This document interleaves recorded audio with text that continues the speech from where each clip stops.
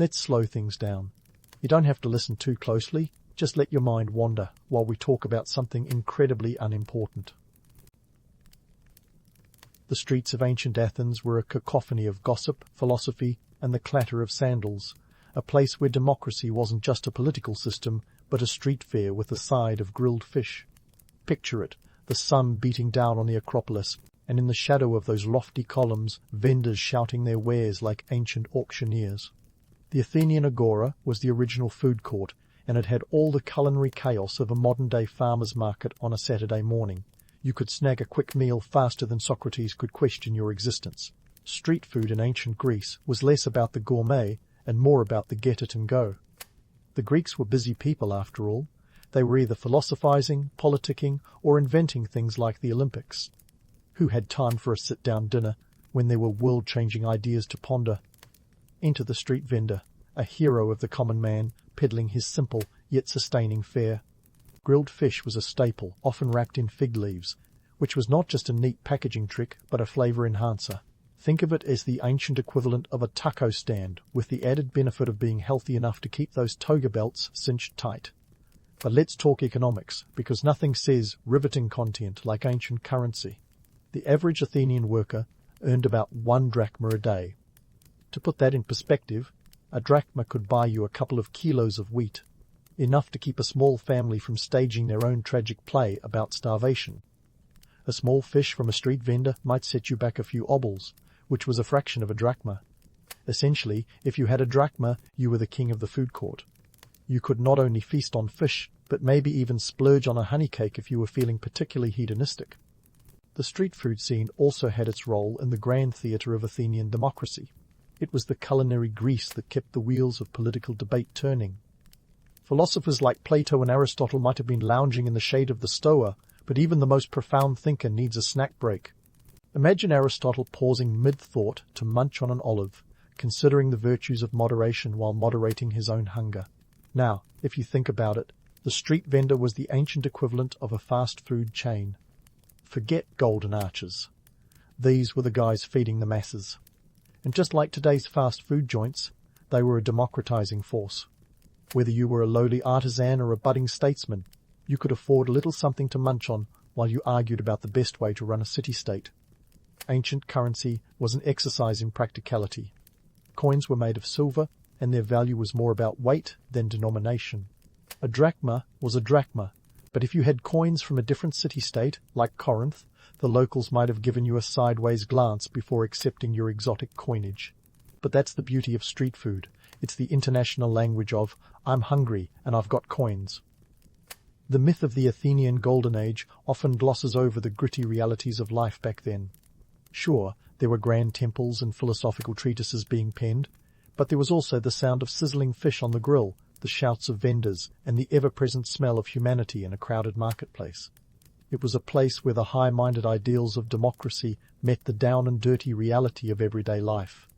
And let's not sugarcoat it. Life in ancient Athens wasn't all ambrosia and nectar. The streets were bustling, but they were also dirty. Waste management involved tossing your refuse into the street and hoping the rain took care of it. But hey, that's what made the quick, portable meals from street vendors so appealing. You could grab your food and dodge the muck all in one swift motion. In this bustling agora, street food was the fuel of the people. It wasn't just a matter of convenience, it was a necessity. The dense social and political life of Athens needed sustenance that matched its pace. And while we might romanticize the past with visions of toga-clad philosophers dining on grapes, the truth is they were more likely to be juggling a fig pastry in one hand and a scroll in the other, trying not to drop either while engaging in a heated debate. So, next time you bite into a gyro or savor a flaky spanakopita, remember you're not just indulging in a tasty treat. You're participating in a tradition that goes back thousands of years, when street food was as much a part of the Greek experience as the Parthenon itself. So, as you're munching on that gyro, let's dissect the nuts and bolts, or should we say the olives and honey of the ancient Greek pantry. The flavors and ingredients of their cuisine weren't just about feeding the stomach, but nourishing the soul, and in some cases, the ego. Let's start with the olive, the unassuming hero of the Greek diet. These little green, or black, if you like a bit of variety, gems were more than just a salty snack. They were the linchpin of Greek agriculture and economy. Olive oil wasn't just a cooking ingredient, it was liquid gold, used for everything from fueling lamps to anointing athletes' bodies. Talk about multifunctional. In fact, olive oil was so vital that laws were in place to protect olive trees with severe penalties for those who dared to uproot them. You could say these trees were the real sacred cows of ancient Greece. Olive oil's importance went beyond the kitchen and into the coffers of the city-states. At its peak, a single amphora of olive oil could fetch as much as 65 drachmas, enough to keep an Athenian household afloat for over 2 months. This wasn't just a staple, it was an investment strategy. So, while today you might argue whether extra virgin or cold-pressed is superior, back then the debate was more about how many obols you could squeeze out of an amphora. Now, let's sweeten the conversation with honey, the nectar of the gods. Forget sugar. Honey was the reigning sweetener of the ancient world. The Greeks had a sweet tooth, but in a refined, honey-drenched kind of way. This wasn't just any old bee byproduct, it was considered divine. Honey was used in everything from desserts to medicines, and its significance is immortalized in myths. Think ambrosia, the mythical food of the gods. If you were lucky enough to be invited to a symposium, a honey cake might make an appearance, showcasing your host's wealth and culinary prowess. But let's pierce the myth bubble for a moment. While honey was revered, it wasn't exactly dripping from the hives in endless abundance. Beekeeping was a meticulous art, and honey was a luxury, its price reflecting its status. A jar of honey could cost up to 50% more than a loaf of bread. That's a lot of drachmas for a drizzle over your yogurt, or back then, your strained goat cheese. Now, before you start imagining every Greek reclining on a couch, nibbling honey-soaked delights, let's talk reality. The average diet was simple, mainly consisting of bread, olives, figs, and cheese. Meat was a rarity for the average citizen, often reserved for religious sacrifices. That's right, it took the intervention of the divine to get some lamb on the table. But what about the elite? Oh, they were in a different culinary orbit. The wealthier Greeks indulged in a more varied diet, feasting on meats, fish, and imported fruits. Exotic spices like pepper were the mark of sophistication. Imagine a feast where the host flaunts their wealth, not with gold, but with a sprinkle of imported spice. It's the ancient version of showing off your latest tech gadget. Yet, let's not get swept away by visions of endless banquets. Even the wealthy were bound by social customs and economic realities. Hosting a lavish feast was as much about politics as pleasure, a way to win favor and influence. It was a delicate dance of display and diplomacy, with a guest list that could make or break reputations. And then, of course, there was the wine. The Greeks took their wine seriously, but not in the way you might think of a sommelier today. Wine was diluted with water, sometimes as much as 3 parts, water to 1 part wine. This wasn't just a taste preference, it was a social statement. Drinking undiluted wine was seen as barbaric, a trait of the uncivilized non-Greeks. So, next time you water down your evening glass, just tell yourself you're following a time-honored tradition. In the grand tapestry of Greek culinary culture, food was more than sustenance. It was a social fabric, weaving together economy, politics, and religion. The ingredients that defined their cuisine did more than fill stomachs. They shaped identities and societal structures. Whether it was the humble olive tree, fiercely protected, or the divine allure of honey, these staples were the building blocks of a civilization that, despite its flaws, set the table for Western culture. But let's not close the book just yet. There's more to uncover about the Greek way of life, from their culinary techniques to the influence of their conquests. The Greeks might have left a legacy of philosophy and politics, but they also left a cookbook of history, one we'll continue to explore. So, keep that gyro in hand and stay tuned for more flavors from the past, because this feast is far from over. But hold on to that gyro, because we're diving into the Greek Symposium, a gathering that was as much about intellectual sparring as it was about strategic snacking. Think of the symposium as an ancient mix of a TED Talk and a frat party, where ideas flowed as freely as the wine, and food played a starring, if somewhat clandestine, role. It was here, in these exclusive soirees, that street food often slipped past the marble thresholds, acting as both an icebreaker and a deal-maker. Now, before you get visions of toga-clad intellectuals nibbling on ambrosial treats, let's set the record straight. The symposium wasn't just an excuse to indulge, it was a battleground of influence and persuasion. Imagine the scene, the elite of Athens lounging on their couches, reclining comfortably as they debated everything from politics to philosophy, all while discreetly reaching for a stuffed grape leaf or a savoury pastry. These gatherings were high-stakes affairs, where a well-placed snack could curry favour or sweeten a political alliance. And speaking of snacks, let's talk logistics. These symposiums weren't just about the food, they were about the spectacle. Hosts pulled out all the stops to flaunt their wealth and sophistication. The food had to impress, but it also had to be practical easy, to pass around and eat while maintaining the decorum expected of such an event. Enter the street vendors, those unsung heroes who provided the delectable bites that kept the conversations and the wine flowing. The dishes served at a symposium were carefully chosen not just for their flavors, but for their symbolic weight. A little-known fact, the Greeks loved a good metaphor as much as they loved olives. Take the humble fish, a staple at these gatherings. It wasn't just a protein source, it was a nod to Poseidon, a deity whose favour was often sought in a city so reliant on maritime trade. Serving fish was a subtle reminder of Athens' naval prowess, a tasty way to reinforce political narratives. Yet these gatherings weren't solely about the food or even the wine, diluted though it might have been. They were microcosms of Athenian society, where every bite and every sip was steeped in social and political undertones. The food might have fueled debates, but it also served as a barometer of power dynamics. Who sat next to whom? Who was offered the choicest morsels? And who was left with the dregs? These were all unspoken cues in the complex dance of Greek social hierarchy. Primary sources like Plato's Symposium give us glimpses into these gatherings, albeit through the rose-tinted lenses of philosophy. Plato might have been more focused on the dialogue, but the reality was that food and drink were the grease that kept the wheels of these intellectual discussions turning. The symposium was an arena where alliances could be formed over a shared love of honey pastries, or where rivalries could be ignited by a poorly timed comment about the quality of the wine. Now, let's bust a myth or two, because what's history without a little myth-busting? Contrary to popular belief, the symposium wasn't an all-boys club. While the main participants were indeed men, women weren't entirely absent. Enter the heterae, the highly educated courtesans who graced these events. They were the exception to the rule, skilled in conversation and music, and they played a critical role in the social dynamics of the symposium.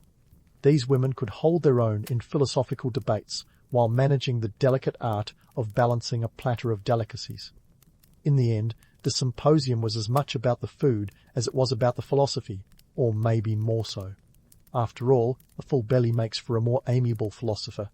But let's not forget that behind the convivial atmosphere lurked the ever-present reality of political manoeuvring.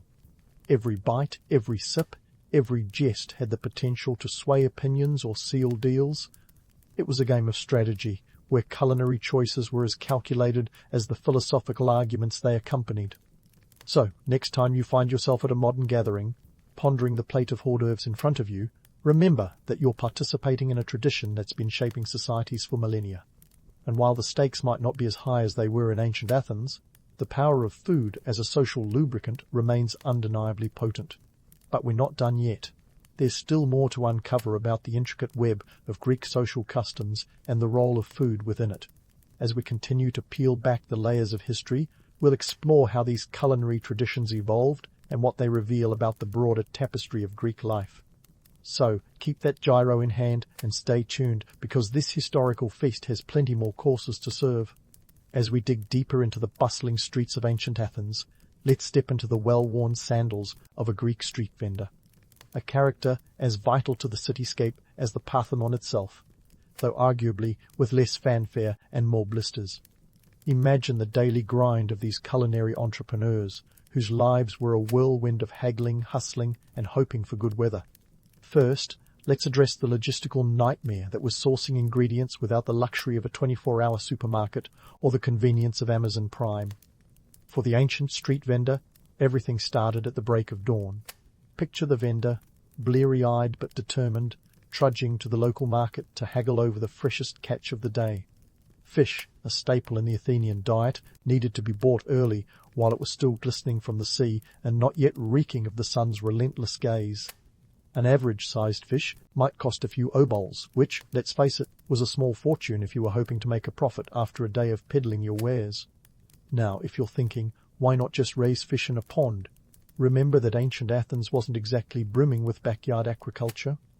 Instead, vendors relied on fishermen who braved the temperamental Aegean Sea. Their livelihood as dependent on Poseidon's whims as on the city's appetite.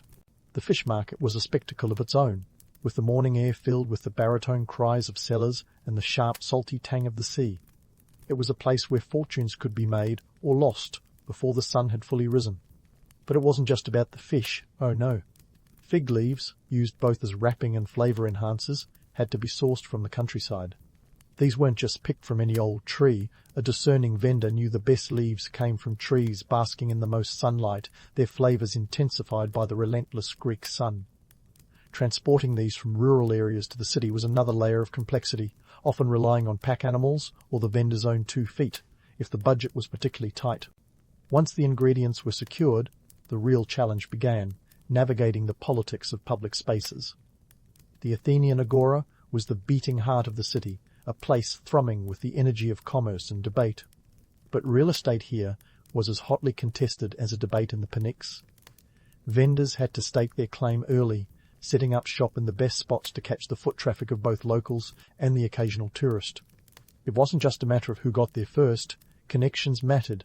A nod from a well-placed city official could mean the difference between a bustling day of sales or a lonely vigil over unsold goods. And let's not gloss over the little details, like sanitation or the lack thereof. The streets were a mosaic of mud and refuse, a less than appetizing setting for a meal. Vendors had to be quick on their feet, both to dodge the detritus of daily life and to sidestep the Athenian equivalent of a health inspector, who could shut them down faster than you can say "Eureka!" if their store wasn't up to scratch. Despite these challenges, or perhaps because of them, these vendors developed a resilience that would make a Spartan proud. Their days were long and their profits often meagre, but the reward was in the hustle.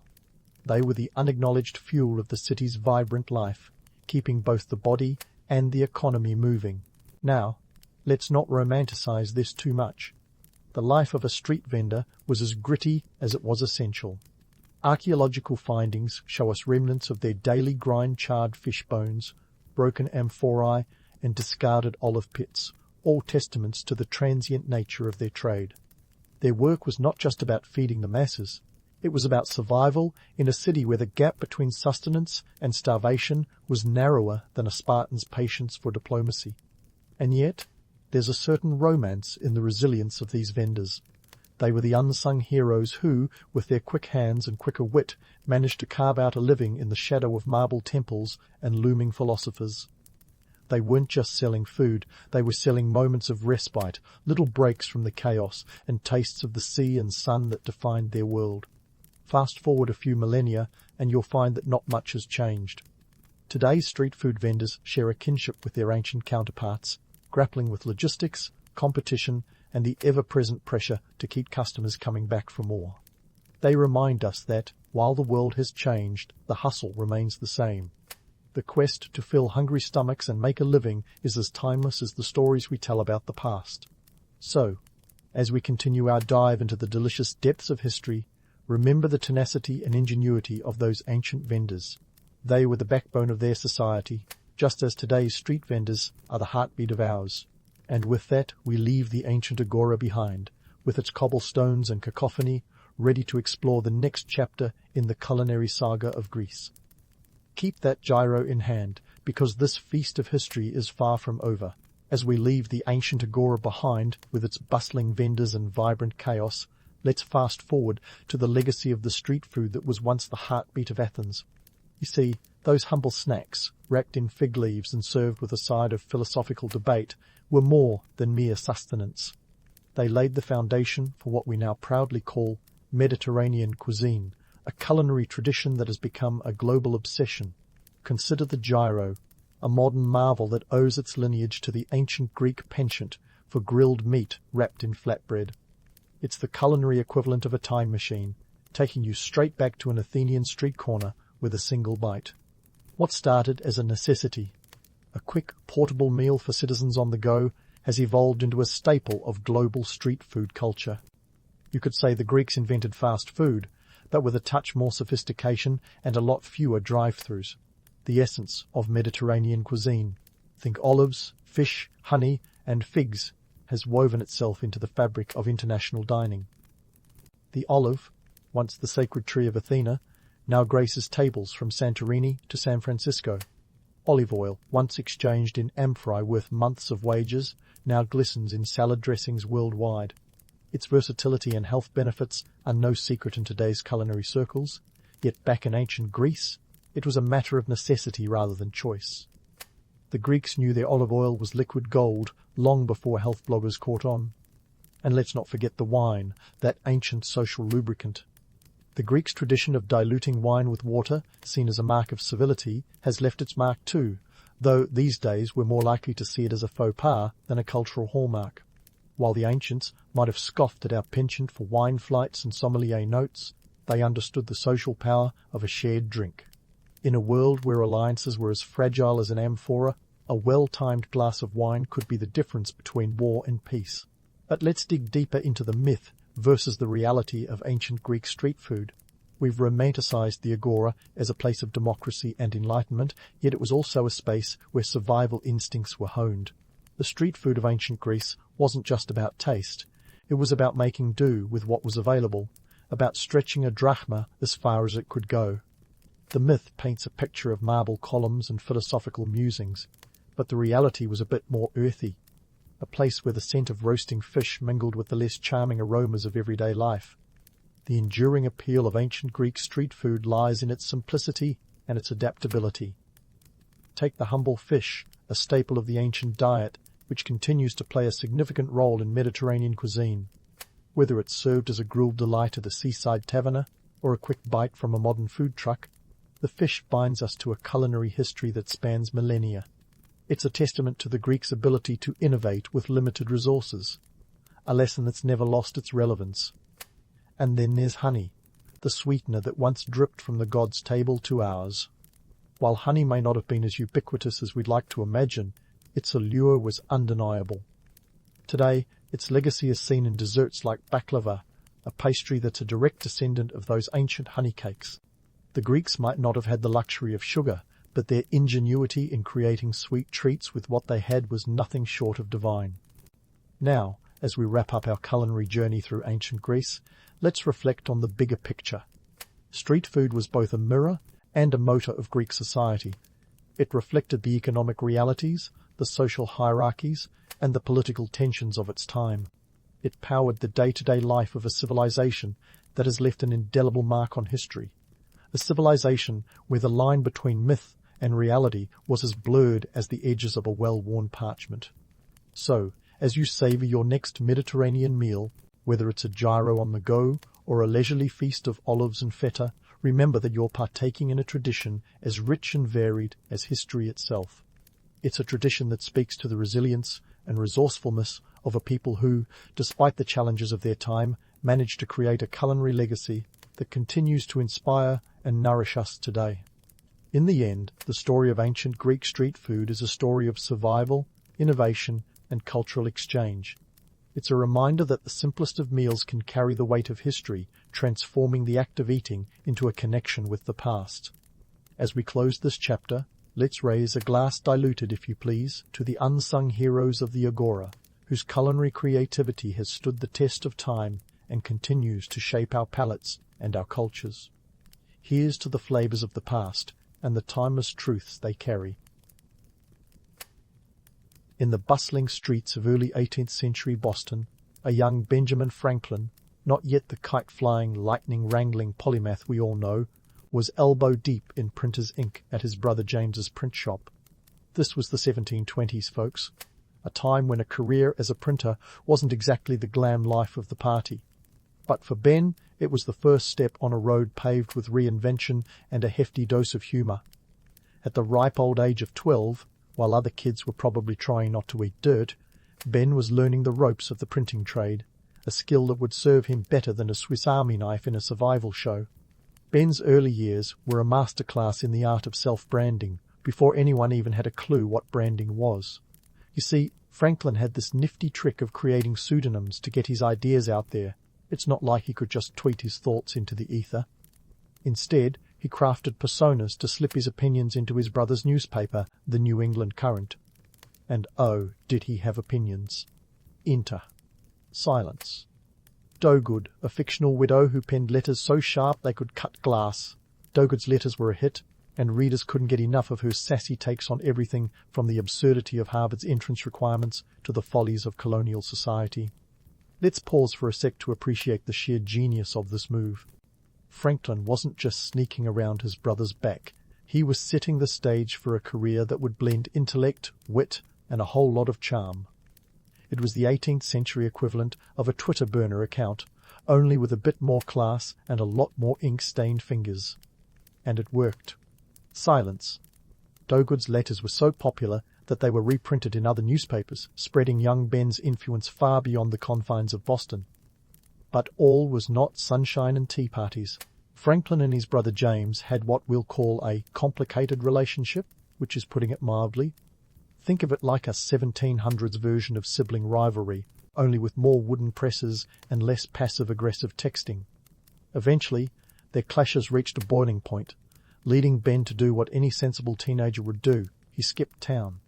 In 1723, at the age of 17, Franklin packed his bags and made a mad dash for Philadelphia, a city that, back then, was as promising as it was gritty. Philadelphia wasn't exactly a stone's throw away. We're talking about a 300-mile trek that made today's road trips look like a cakewalk. Franklin's journey was riddled with mishaps that turned him into an accidental hero of slapstick comedy. He arrived in Philly, broke and bedraggled, famously strolling down Market Street with a loaf of bread tucked under each arm, an image so iconic it could be meme material if someone had just snapped a pic. He could have been the poster child for fake it till you make it, but instead he was just a tired, hungry teenager trying to find his footing in a new city. Now, why does any of this matter? Because Franklin's ability to adapt and reinvent himself was nothing short of revolutionary. In a time when social hierarchies were as rigid as a corset, Franklin used his wit and humour to navigate through them like a boss. His early life was a testament to the fact that sometimes the best way to climb the social ladder is to build it yourself, one wooden rung at a time. He wasn't born into wealth or status. He carved his place in history with the same precision he used to carve out letters on a printing press. It's easy to romanticize Franklin as the affable old sage with a twinkle in his eye and a penchant for flying kites in thunderstorms. But let's not forget that behind every legend is a human being with a story that's a blend of triumphs and tribulations. Franklin's early years remind us that the road to greatness is often paved with ink-stained hands, clever disguises, and a healthy dose of not taking oneself too seriously. So the next time you're scrolling through your feed, remember that the original master of branding wasn't an influencer with a ring light, but a plucky young printer who knew that sometimes the best way to get ahead is to laugh at the absurdities of life and keep moving forward. Franklin's journey from bread-toting newcomer in Philly to the toast of Parisian salons is a tale of wit, inventiveness, and a dash of electricity. But before he was charming the powdered wigs off European aristocrats, Franklin was busy shocking the world, literally, by proving electricity's potential with nothing more than a kite, a key, and a thunderstorm. This wasn't just a party trick or a dare gone awry. It was a scientific breakthrough that would cement his reputation as a man of both letters and lightning. So, let's flash back to 1752, a time when the Enlightenment was challenging the status quo, and people were starting to believe that the universe wasn't just run by divine whimsy. Enter Franklin, a man with a penchant for questioning everything, including why lightning and electricity seemed like long-lost twins. While others might have been content with the flicker of a candle, Franklin saw the spark of potential, quite literally. The infamous kite experiment occurred on a stormy day in June. But before you imagine Franklin as a mad scientist with wild hair and a lab coat, picture this: a middle-aged Franklin with a receding hairline and bifocals calmly flying a kite in a storm. The kite had a metal key attached, and when the wet string conducted electricity, The spark that leapt to his knuckle wasn't just a jolt to Franklin's system. It was a revelation. He'd shown that lightning was a form of electricity, a discovery that would light the path for future innovations. Oh, and by the way, there's no conclusive evidence Franklin was directly hit by lightning, which is probably just as well for the sake of history. Franklin didn't just stop at kites. His mind buzzed with ideas, and he was about as restless as lightning in a bottle. He invented the lightning rod, a simple yet brilliant contraption that redirected strikes safely into the ground, saving countless buildings from becoming bonfires. Imagine the relief of colonial homeowners who no longer had to pray fervently every time a storm cloud rolled in. Franklin, with his practical solutions, proved that sometimes the best science is the type that keeps your house from burning down. But Franklin's scientific curiosity didn't just stop at electricity. He was a whirlwind of innovation, dabbling in everything from ocean currents to musical instruments. Now Franklin's glass harmonica might sound like a fancy cocktail, but it was actually an instrument made of spinning glass bowls. He was inspired by the ethereal tones produced when a wet finger rubbed the rim of a glass, a party trick that could make even the stiffest of dinner parties bearable. Franklin's harmonica became a hit, with composers like Mozart and Beethoven writing pieces for it. Unfortunately, the harmonica's popularity fizzled out faster than a spark in a downpour, partly because some believed its eerie sound drove musicians mad. While Franklin's scientific endeavors were impressive, they were more than just side projects. His reputation as an inventive genius bolstered his diplomatic efforts. When he later found himself in Paris, trying to secure French support for the American Revolution, he wasn't just a colonial envoy, he was the rock star of the Enlightenment, a man whose scientific achievements preceded him. The French, enamored with all things intellectual and revolutionary, embraced him with open arms and open purses. Franklin's scientific clout gave him a unique leverage in negotiations. While other ambassadors might have been bogged down in formalities, Franklin waltzed in with his homespun charm and his reputation as an innovator. He was the embodiment of the Enlightenment values that the French adored: reason, progress, and a little bit of rebellion against the old ways. Franklin's ability to blend science and diplomacy was his ace in the hole, a combination that made him not just a representative of a fledgling nation, but a symbol of the future itself. So, while we often picture Franklin in a storm, kite in hand, let's not forget the man behind the myth. He was an inventor, whose curiosity knew no bounds, a scientist who wasn't afraid to get his hands dirty or slightly singed in the pursuit of knowledge. His legacy isn't just in the inventions he left behind, but in the way he showed that a little bit of curiosity, a dash of ingenuity, and a willingness to embrace the shocking truths can light up the world. So, Franklin wasn't just the man in the storm with a kite. He was the guy who took that storm and turned it into a diplomatic whirlwind. Fast forward to the American Revolution, where our beloved Ben traded in his lightning rods for a different kind of spark, international intrigue. By 1776, Franklin found himself in Paris, not just for the croissants, but to woo the French into supporting the American cause. And let's be real, convincing the French to back a bunch of rebellious colonists who tossed their tea in the harbour wasn't exactly a walk down the Champs-Élysées. Now, before you picture Franklin as the lone wolf of diplomacy, let's set the record straight. Yes, Franklin was a rock star in the salons, but he wasn't strumming his diplomatic guitar solo. The Franco-American alliance was the result of a finely tuned orchestra of efforts. Enter the likes of Silas Deane and Arthur Lee, fellow diplomats who, despite their squabbles, played crucial roles in this international tango. Deane, with his business savvy, was the guy you wanted on your team to secure arms and supplies, while Lee, though a bit of a curmudgeon, was crucial for his legal acumen. Together, they formed a dynamic, albeit dysfunctional, trio that set the stage for what would become a pivotal alliance. Franklin, though, was the face of the ensemble, the charming frontman with the fur hat that became as iconic as his bifocals. This wasn't just any hat. It was a raccoon fur cap that screamed frontier chic and played into the French fascination with the noble savage mythos. The hat became a symbol of Franklin's rustic American charm, a marketing move so brilliant it deserves its own TED Talk. In a world where powdered wigs were as common as baguettes, Franklin's choice of headwear was as revolutionary as the cause he represented. It was a sartorial masterstroke that fed into the Enlightenment-era romanticism of the rugged, untamed New World. And it worked. The French were captivated. Franklin became a fixture in the Parisian social scene, where his wit and wisdom made him the darling of the salons. He wasn't just an ambassador, he was the embodiment of the Enlightenment values that the French held dear. His conversations weren't just diplomatic exchanges, they were intellectual feasts, where ideas flowed as freely as the wine. Franklin understood that the road to an alliance wasn't paved with treaties alone, but with relationships, and he charmed his way into the hearts of the French elite with the ease of a seasoned raconteur. But let's not get swept away by the allure of candlelit salons and intellectual banter. This was diplomacy, 18th century style, where behind the scenes the stakes were as high as the powdered wigs. The American Revolution was teetering on a knife edge, with the Continental Army desperately needing support. Franklin's mission was to secure not just friendship, but funds, a task with more pressure than a corked bottle of champagne. The French were understandably cautious.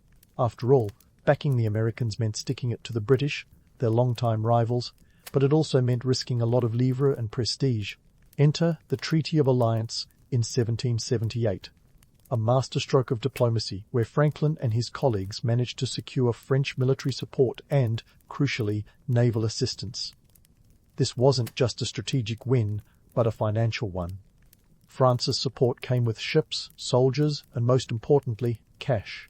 An estimated 1.3 billion livres overall, which in today's terms is enough to make even the most lavish of parties look like a modest gathering.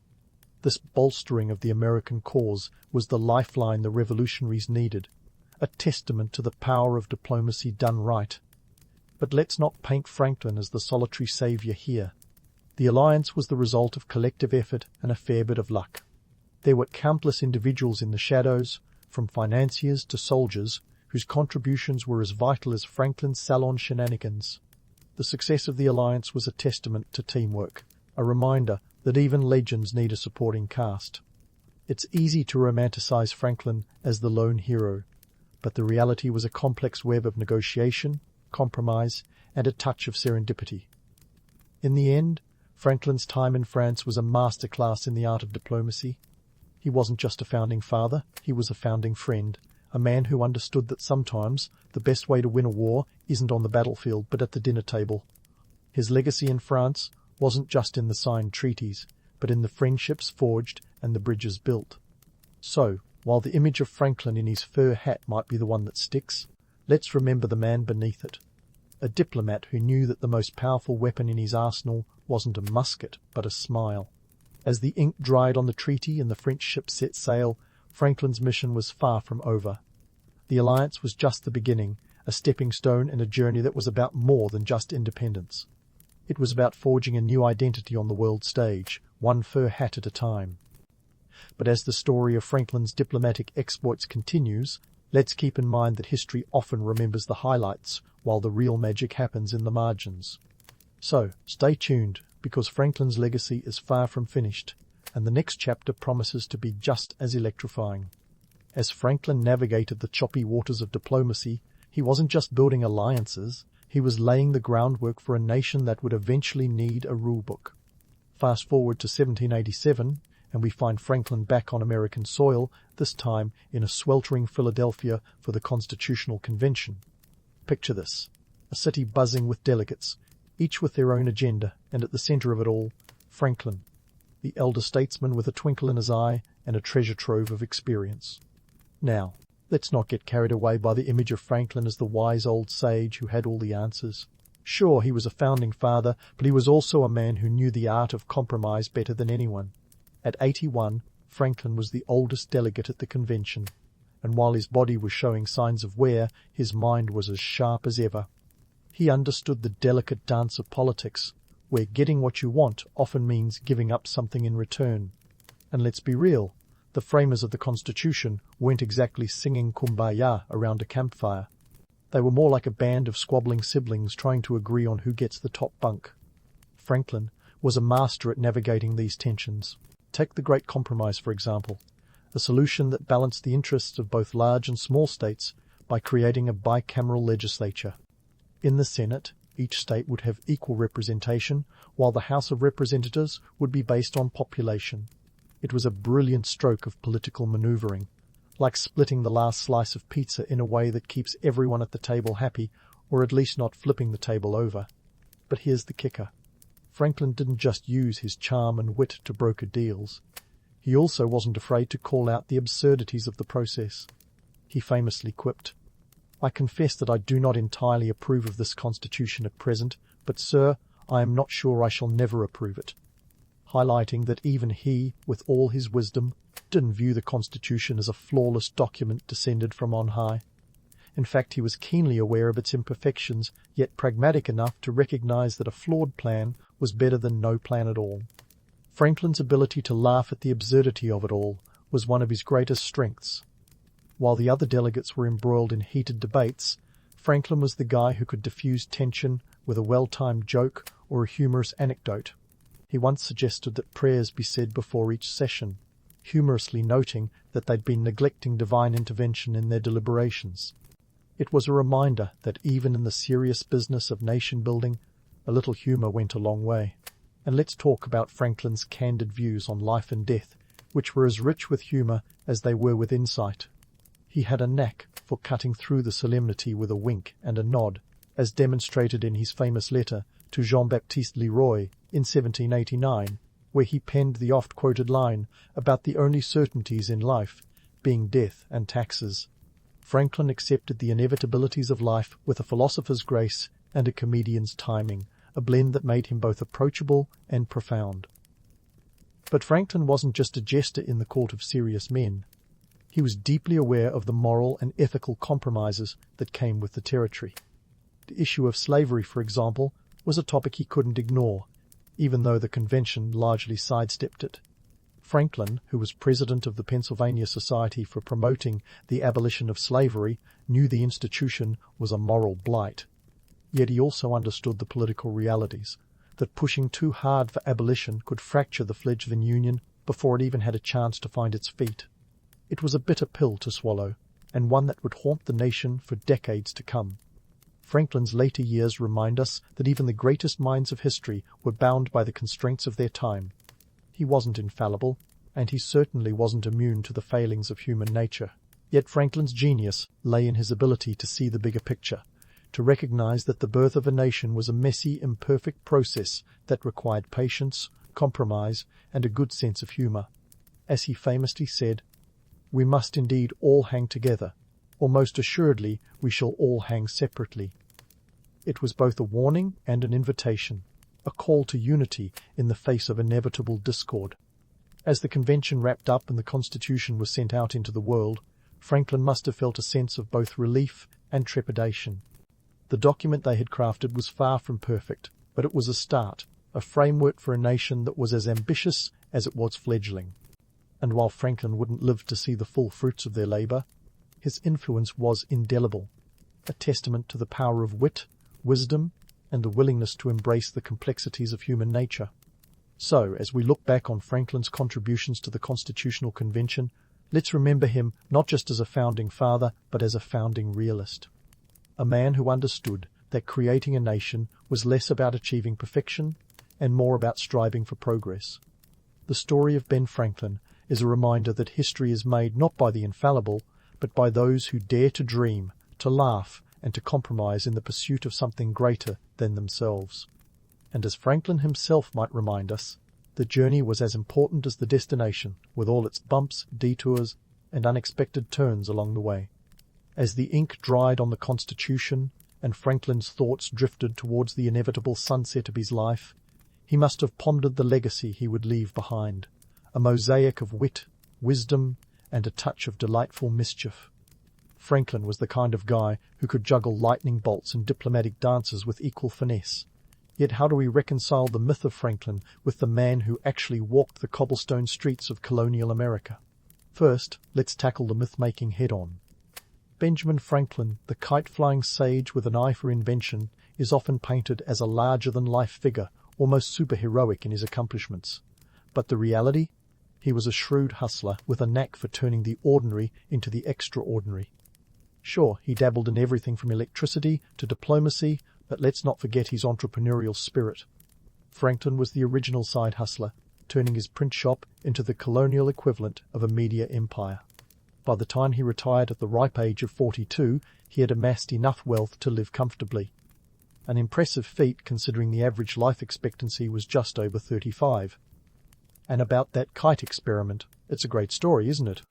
But don't let the legend fool you into thinking it was some grand lightning rodeo. The experiment was more about careful observation than daredevil theatrics. Franklin was meticulous, using a silk kite to avoid the rain conducting electricity and staying safely indoors while his son assisted. He was the poster child for scientific curiosity, but he also had a healthy respect for not getting fried by Mother Nature. Franklin's legacy isn't just inked in the history books, it's wired into the very framework of American culture. His Poor Richard's Almanac, filled with pithy wisdom like early to bed and early to rise, was more than just a collection of catchy phrases. It was the colonial self-help guide for personal discipline and industry. Franklin knew the power of words and used them to shape the American ethos long before hashtags and viral tweets. But let's not polish Franklin's legacy with too much shine. Yes, he was a visionary, but he was also a man of his time, with all the limitations that entailed.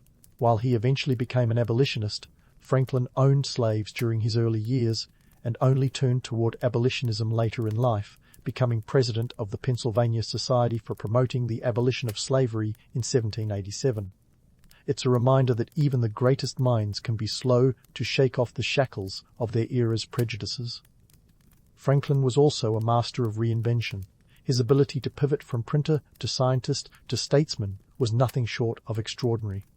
He was the ultimate utility player, able to adapt to whatever role history required of him, whether it was charming the powdered wigs off the French aristocracy or crafting a new nation's foundational principles. His life was a testament to the power of adaptability, a lesson as relevant today as it was in the 18th century. In a world where change is the only constant, Franklin's ability to evolve was perhaps his greatest gift. So why does Franklin continue to endure in the American consciousness? Perhaps it's because he embodies the quintessential American dream, the self-made man who rose from humble beginnings to become a cornerstone of a new nation. Or maybe it's his relentless curiosity, his refusal to accept the status quo, and his penchant for turning the ordinary into the extraordinary. Franklin was a man who saw possibilities where others saw limitations, a thinker who dared to challenge the known world and, in doing so, helped shape a new one. His life was a symphony of contradictions. A man of science who believed in the power of myth, a diplomat who knew the art of war, and a founding father who understood the importance of laughter in the pursuit of liberty. Franklin's legacy is as complex as the man himself, a blend of triumphs and trials that remind us that history is not written by perfect beings, but by those willing to embrace the chaos and make something meaningful out of it. In the end, Benjamin Franklin was more than just a founding father. He was a founding human, fallible yet brilliant, whimsical yet wise. His life was a kaleidoscope of experiences, each shard reflecting a different facet of his genius. Franklin's story is a reminder that the true measure of a legacy isn't in the accolades, but in the impact left behind, the sparks of change, the currents of innovation, and the echoes of laughter that continue to resonate through time. So as we close the book on Franklin's life, let's not just remember the man who flew a kite in a storm, but the one who dared to dream of a brighter future, who believed that a little bit of humor, intelligence, and cunning could indeed change the world. As we navigate our own stormy skies, perhaps we can take a page from Franklin's playbook and remember that sometimes the best way to light up the world is to embrace its absurdities and keep moving forward, one ingenious step at a time. In the heart of 13th century Venice, where the canals echoed with the symphony of commerce and the air had the fragrance of exotic spices mixed with an occasional whiff of fish, a young Marco Polo was not just lounging around dreaming of far-off lands. Oh no, Venice was the medieval equivalent of Wall Street with gondolas, and Marco's family was right in the thick of it. The Polo clan wasn't a bunch of aimless wanderers. These were sharp, calculating merchants with a keen eye for business and a family motto that could have been, "Adventure pays if you do it right." Marco was born in 1254, and from day one he was steeped in the mercantile culture of Venice. This city wasn't just a tourist magnet with pretty canals, it was a powerhouse of trade. Imagine a place where the buzz of deals and the clinking of coins were as common as the sound of seagulls squawking overhead. Venice was a melting pot of cultures, thanks to its strategic position as a gateway between the East and West. Spices from India, silk from China, and all sorts of exotic goods passed through its ports, turning the city into a glittering economic hub. No wonder the Polo family was in on the action. Now, let's debunk a myth right off the bat. Marco Polo wasn't some starry-eyed adventurer who woke up one morning and thought, "Hey, let's check out Asia." In fact, the Polos were seasoned travelers and traders long before Marco could even say Mongol Empire. His father, Nicole, and uncle, Maffeo, were already in the business of making serious coin by trading across the Silk Road before Marco was even a twinkle in their eyes. They had ventured to the court of Kublai Khan, the Mongol emperor, and returned with tales of unimaginable riches and opportunities. A bit like the medieval version of a PowerPoint presentation, but with more storytelling flair and fewer pie charts. It was in 1269 when Nicole and Maffeo returned to Venice after a decade of hobnobbing with the Mongols. They brought with them a letter from Kublai Khan himself, addressed to the Pope. The Khan was quite the visionary and was interested in learning more about Christianity, possibly hedging his bets with the divine. But the Pope was in short supply at that moment, literally. There was a bit of a vacancy issue in the papal office, and the Polo brothers had to wait for a new pope to get elected. Talk about bad timing. So, why did Marco tag along on this epic journey that kicked off in 1271? Was it youthful curiosity? Perhaps a thirst for adventure? Sure, those played a role, but let's not kid ourselves. Economic incentives were the primary driving force. The Silk Road was the medieval jackpot, a veritable highway to wealth, and the Polos had a VIP pass. Marco was brought along not just as a companion, but as a future asset in the family business. His journey was part apprenticeship, part strategic investment in the Polo family's trading empire. The trip to Asia wasn't like a quick jaunt across Europe. This was a 24-year saga that involved trekking across some of the most challenging terrains on Earth. We're talking about deserts, so vast and desolate that they made the Sahara look like a sandbox. The journey required crossing the Gobi Desert, a place as inhospitable as a Monday morning. The stakes were high, but so were the potential rewards: spices, silk, precious stones, and the chance to bring back stories that would captivate Europe for generations. But let's not romanticize the journey too much. It wasn't all campfire stories and foreign delicacies. The Polos had to deal with bandits, extreme weather, and the constant risk of political upheaval. They had to navigate through regions controlled by various tribes and rulers, each with their own set of laws and expectations. It was like playing a high-stakes game of diplomacy, with their lives and fortunes on the line. Marco's early life in Venice was the perfect training ground for these challenges. The city was a hotbed of political intrigue and social maneuvering, and Marco learned the ropes of negotiation and trade from the best his own family. By the time he set out on his journey, he was already well versed in the art of deal-making, a skill that would serve him well in the courts of the East. So, as Marco and his family embarked on their journey to the court of Kublai Khan, they carried with them the hopes of not just personal gain, but also of expanding Venice's influence and trade networks. This was no mere adventure.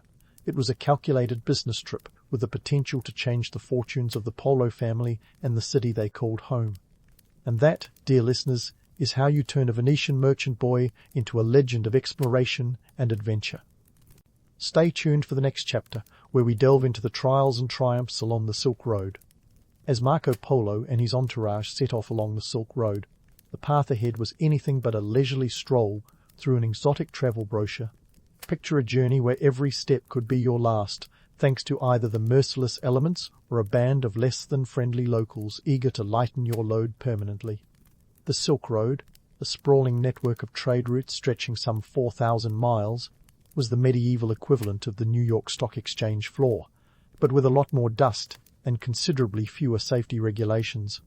First stop on this grand adventure, Baghdad. In the late 13th century, Baghdad was the beating heart of the Islamic Golden Age, a place where scholars, merchants, and every type of wheeler-dealer gathered in a bustling bazaar of knowledge and goods. Imagine the chaos of Wall Street, but substitute the pinstripe suits for flowing robes and the shouting brokers for merchants haggling over silk, spices, and the occasional camel. Marco, fresh off the Venetian canals, and probably still adjusting to the idea of a world without seafood on every menu, found himself in a cultural and economic melting pot. Now, Marco's first impressions of the Mongol Empire? Let's just say they were a mix of awe and mild terror. The Mongols were not your garden variety empire builders. They were the original disruptors, riding out of the steppes with a penchant for conquest and a surprisingly modern flair for bureaucracy. Marco was introduced to a world where the postal system, yes, they had one, was so efficient it made the Venetian mail service look like a snail race. The Mongol Yan system, an ingenious network of relay stations, allowed messages to travel faster than you could say Kublai Khan. It was the medieval FedEx, but with more horses and considerably more swords. Speaking of Kublai Khan, Marco's arrival at his court was like being thrust into an episode of Lifestyles of the Rich and Famous, Mongol edition. The Khan's court was a spectacle of opulence, with feasting that would put a Thanksgiving dinner to shame and a treasury that could make even the wealthiest Venetian merchant green with envy. But it wasn't all pageantry and peacocks. The court was a hub of cultural exchange, where ideas, technologies and philosophies flowed as freely as the wine. Marco, ever the curious Venetian, absorbed everything like a sponge, his merchant's eye noting every detail that could be turned into a profitable venture back home. However, not everything about Marco's journey screamed glamour and riches. Medieval travel was more survivor than amazing race. Forget about first-class accommodations. Marco's travel conditions were downright medieval, literally. Picture this: endless days on horseback, nights spent under the stars with the hard ground as your mattress, and meals that probably tasted like sand with a hint of goat. And let's not forget the logistical nightmare of moving through territories with more political tension than a modern-day election. The Polos had to navigate a patchwork of tribes and rulers, each with their own customs and expectations, like a diplomatic minefield where one wrong move could end your journey in a not-so-pleasant way. Despite these hardships, the economic transactions along the Silk Road were nothing short of fascinating. Each stop was a chance to trade, barter, and negotiate, with goods ranging from the luxurious to the downright bizarre. Marco witnessed the exchange of everything from silk and spices to paper currency, a novelty in Europe at the time, but old news in China. The Polos were like sharks in a sea of opportunity, always on the lookout for the next big deal. Marco's knack for languages and his understanding of trade made him an invaluable asset, smoothing negotiations and opening doors that might otherwise have remained shut. Through it all, Marco maintained a sense of wonder and curiosity, even as he trudged through deserts that seemed to stretch on forever and mountains that kissed the heavens. His first real taste of the Mongol Empire was a heady mix of the exotic and the frightening, a place where riches and danger were two sides of the same coin. It was a world that challenged everything he thought he knew, a world where the rules were constantly changing and adaptability was the name of the game. As Marco continued his journey deeper into the Mongol Empire, he began to understand the complex web of cultures that made up this vast domain. The Mongols, for all their fearsome reputation, were surprisingly inclusive, welcoming traders and travellers from every corner of the globe. It was a model of multiculturalism that put even the most diverse European cities to shame. Marco's keen observations and detailed accounts of these encounters would later provide Europe with a glimpse into a world that was as alien as it was alluring.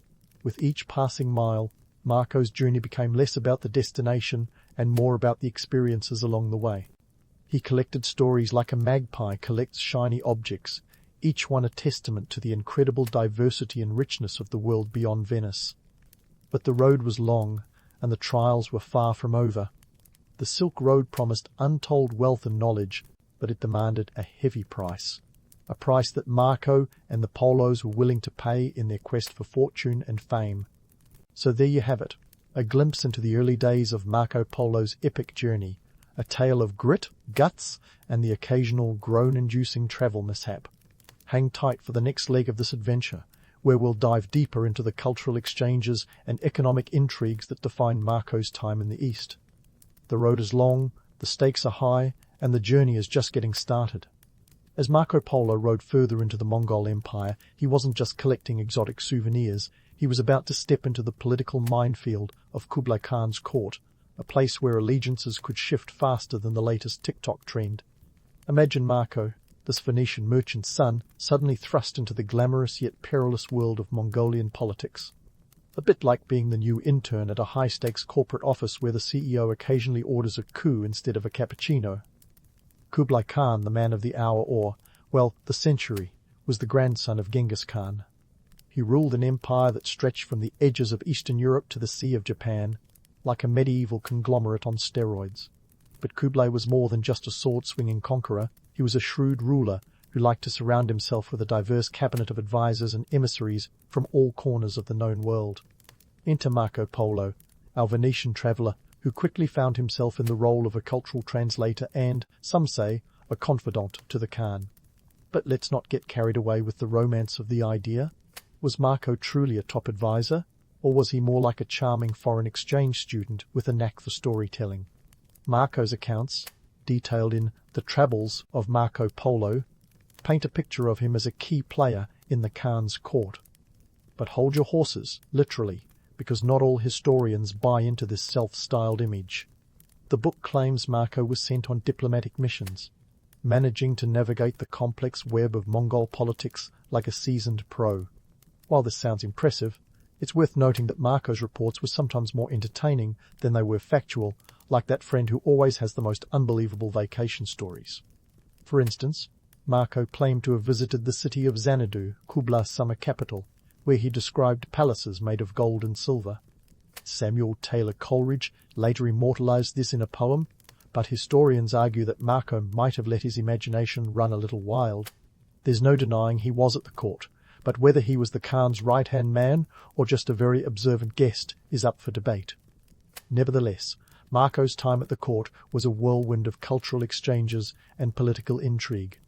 Kublai Khan was a fan of the arts and sciences, and his court was a veritable United Nations of the medieval world. You had Persians, Turks, Chinese, and even Europeans like Marco, each bringing a piece of their culture to the table. The Khan wasn't just interested in expanding his territory, he wanted to absorb the best of what the world had to offer, from administrative techniques to culinary delights.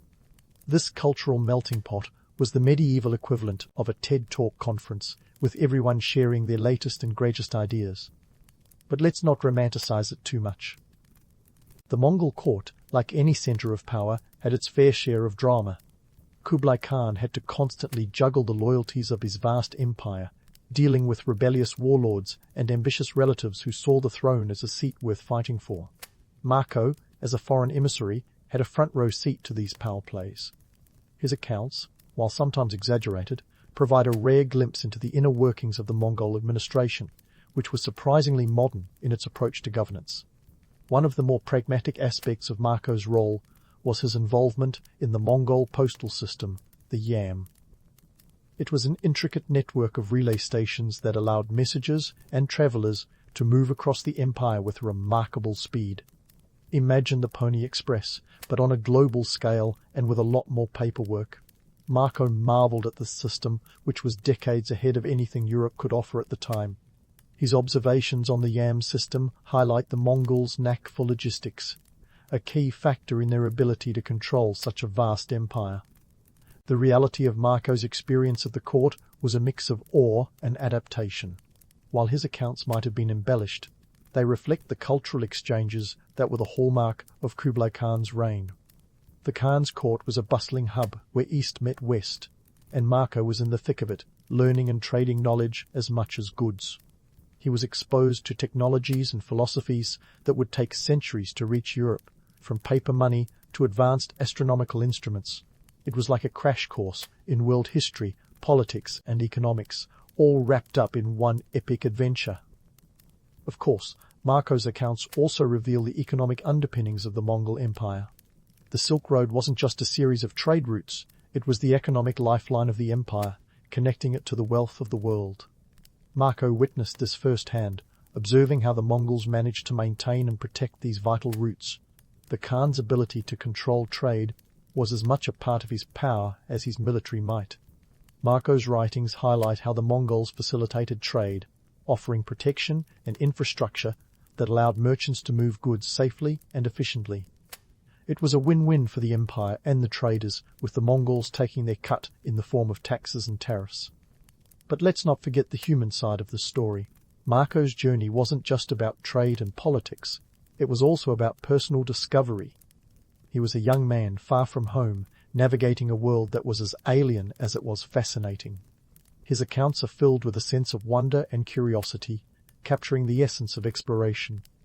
He encountered people and places that challenged his understanding of the world, forcing him to rethink the boundaries of his Venetian upbringing. Despite his occasional embellishments, Marco's accounts helped bridge the gap between East and West, providing Europeans with a window into a world that was both mysterious and alluring. His stories, whether entirely factual or not, sparked the imaginations of generations, inspiring explorers and adventurers to follow in his footsteps.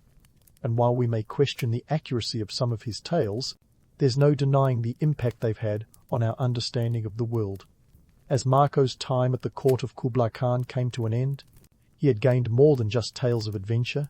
He had acquired a wealth of knowledge and experience that would shape the rest of his life. He had been a witness to history, a participant in the grand tapestry of cultural exchange that defined the Mongol Empire.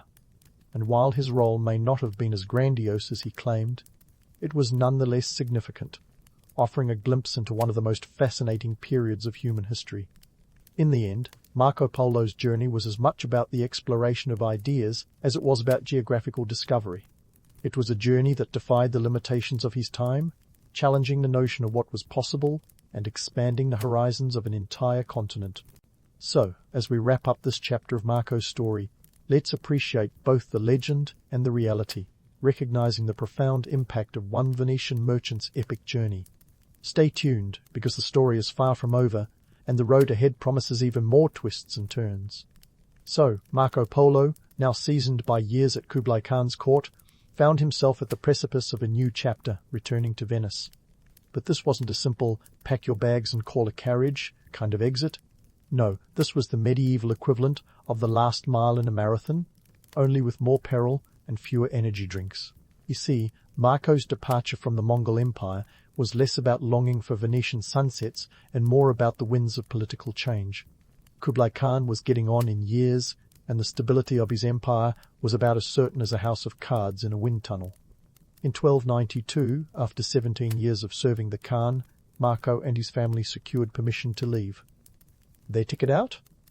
Escorting a Mongol princess to Persia for a political marriage. Talk about working for your fare. This wasn't a simple goodwill gesture. It was a strategic maneuver by the Khan, ensuring his influence stretched beyond the grave. The Polo family's journey back wasn't just about retracing their steps. It was a whole new adventure across treacherous seas and unfriendly lands, spanning nearly 13,000 kilometers.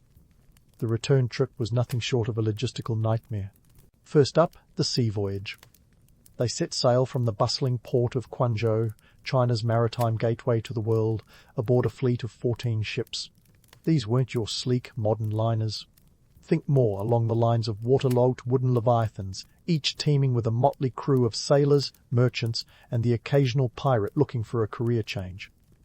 Of the 600 passengers who embarked, only a handful survived the journey. Disease, shipwrecks, and piracy took their toll, turning the voyage into a grim game of survival. When they finally reached Persia, the political landscape had shifted like sand dunes in a storm. The intended groom, Arghun Khan, had inconveniently died, leaving the princess betrothed to his son instead. The Polos, having fulfilled their duty, were now free to continue their journey westward. They traversed the rugged terrain of the Middle East, navigating through the remnants of the Mongol Empire, which was beginning to fracture like a poorly baked pie crust. Upon reaching Trebizond, the Polos encountered another hiccup, a customs dispute that saw them losing a significant portion of their fortune. This was a stark reminder that in the high-stakes game of medieval trade, nothing was guaranteed. After all, even the most seasoned merchants could find themselves at the mercy of local officials with creative interpretations of tax regulations. They finally reached Constantinople, the glittering crossroads of East and West, before embarking on the final leg home through the Byzantine Empire. Now, imagine the homecoming. It's 1295, and the Polos, weary but alive, stroll into Venice after 24 years. But hold the applause. This isn't a ticker-tape parade. Their return was met with skepticism. Marco, now in his early 40s, spun tales of empires and wonders that seemed more fantasy than fact to his Venetian peers. Picture the scene, Marco. battle-hardened and world-weary, regaling a crowd with stories of paper money, coal as fuel, and a postal system that actually worked. To the average Venetian, this was as believable as a unicorn sighting in the Grand Canal. Let's debunk some myths here. Did Marco Polo introduce pasta to Italy? Not a chance. Italians were already twirling noodles around their forks, or, more likely, their fingers, long before Marco donned his traveller's cloak. The oldest known reference to pasta in Italy dates back to 1154, a good century before Marco was even born. And ice cream? Sorry, Marco wasn't the medieval Ben and Jerry. While he did describe the Mongols' penchant for frozen milk treats, ice cream as we know it didn't hit the Italian culinary scene until much later. But Marco's real contribution wasn't culinary, it was cultural. His stories, compiled in The Travels of Marco Polo, provided Europe with a detailed account of the East, sparking imaginations and fueling the age of exploration. His descriptions of vast empires, exotic peoples, and unheard-of technologies painted a world that was both mysterious and tantalizing. The book became a bestseller of its time, although, in fairness, the competition was sparse. There weren't exactly many authors vying for the medieval Pulitzer Prize. His tales added layers to the European understanding of Asia, challenging the stereotypes and ignorance that prevailed. Marco's accounts of paper currency, for example, seemed fantastical to his contemporaries, but eventually contributed to the broader acceptance of the concept in Europe. By the 13th century, the Mongols had already mastered the art of printing money, a savvy move that streamlined trade and commerce across their vast empire. Meanwhile, Europeans were still lugging around sacks of metal coins, blissfully unaware of the convenience they were missing. Politically, Marco's stories underscored the potential for alliances with Eastern powers, a notion previously considered laughable. The Mongol Empire, for all its fearsome reputation, was a model of efficiency and integration, and Marco's observations provided a template for those in power hungry for a slice of that pie. The Venetian merchants, always with an eye on the bottom line, saw potential markets and partnerships, while the rulers contemplated diplomatic overtures to this distant powerhouse. But Marco's impact wasn't just about economic and political shifts, it was also about opening minds. His tales urged Europeans to look beyond their borders, sparking curiosity and a spirit of inquiry. The Renaissance, with its thirst for knowledge and exploration, was just around the corner, and Marco's accounts helped lay the groundwork for this cultural awakening. In a world that was largely insular and parochial, Marco Polo was the medieval whistleblower, revealing a world of possibilities beyond the horizon. Yet, as with any good story, there was skepticism. Critics accused Marco of embellishment, and some even suggested he never travelled as far as he claimed. While it's true that Marco might have added a pinch of hyperbole here and there, like any good storyteller, his contributions to our understanding of the medieval world are undeniable. The naysayers, perhaps envious or simply incredulous, couldn't entirely dismiss the kernel of truth in his tales. In the end, Marco Polo's journey was more than just a personal odyssey. It was a bridge between worlds, a catalyst for change that rippled across continents. His adventures, while coloured with the hues of legend, were rooted in a reality that reshaped the map of human understanding.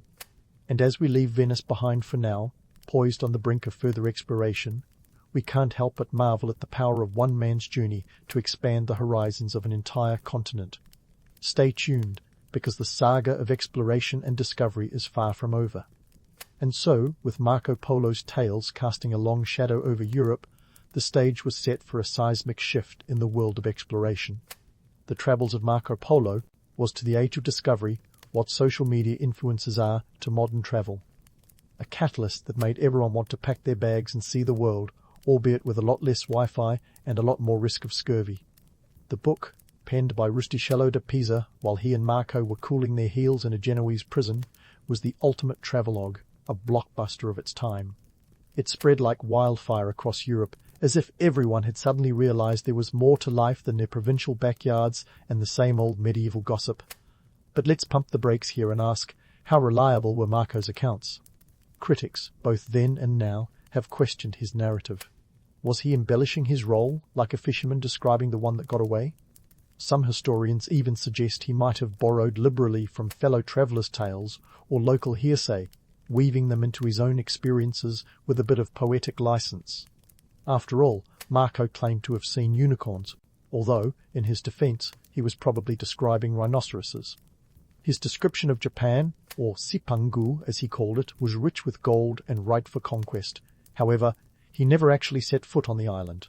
Yet, even with these inconsistencies, the book's impact was undeniable. It provided a tantalizing glimpse into a world that was, up until then, shrouded in mystery and misconception. Marco's accounts offered a new perspective on geography and the sheer scope of the world, challenging the flat earth theories that were still in vogue. To his audience, lands like China and India weren't just exotic locales, they were treasure troves of unimaginable wealth and opportunity. His tales of spices that could mask the taste of questionable meat and silks that would make you the envy of any royal court were irresistible. They painted a picture of an East that was not only rich, but also sophisticated, cultured, and, most importantly, open for business. It's no surprise, then, that Marco's book became required reading for future explorers. Christopher Columbus himself reportedly carried a copy of Polo's accounts, annotated with his own notes, during his 1492 voyage. Columbus was convinced, based on Marco's descriptions, that he could sail westward to reach the riches of Asia. Spoiler alert, he bumped into a couple of continents that weren't on any European maps, but that's a story for another day. The point is, the travels of Marco Polo was more than just a collection of tales. It was a spark that ignited a fire of curiosity and ambition, urging Europe to look beyond its borders.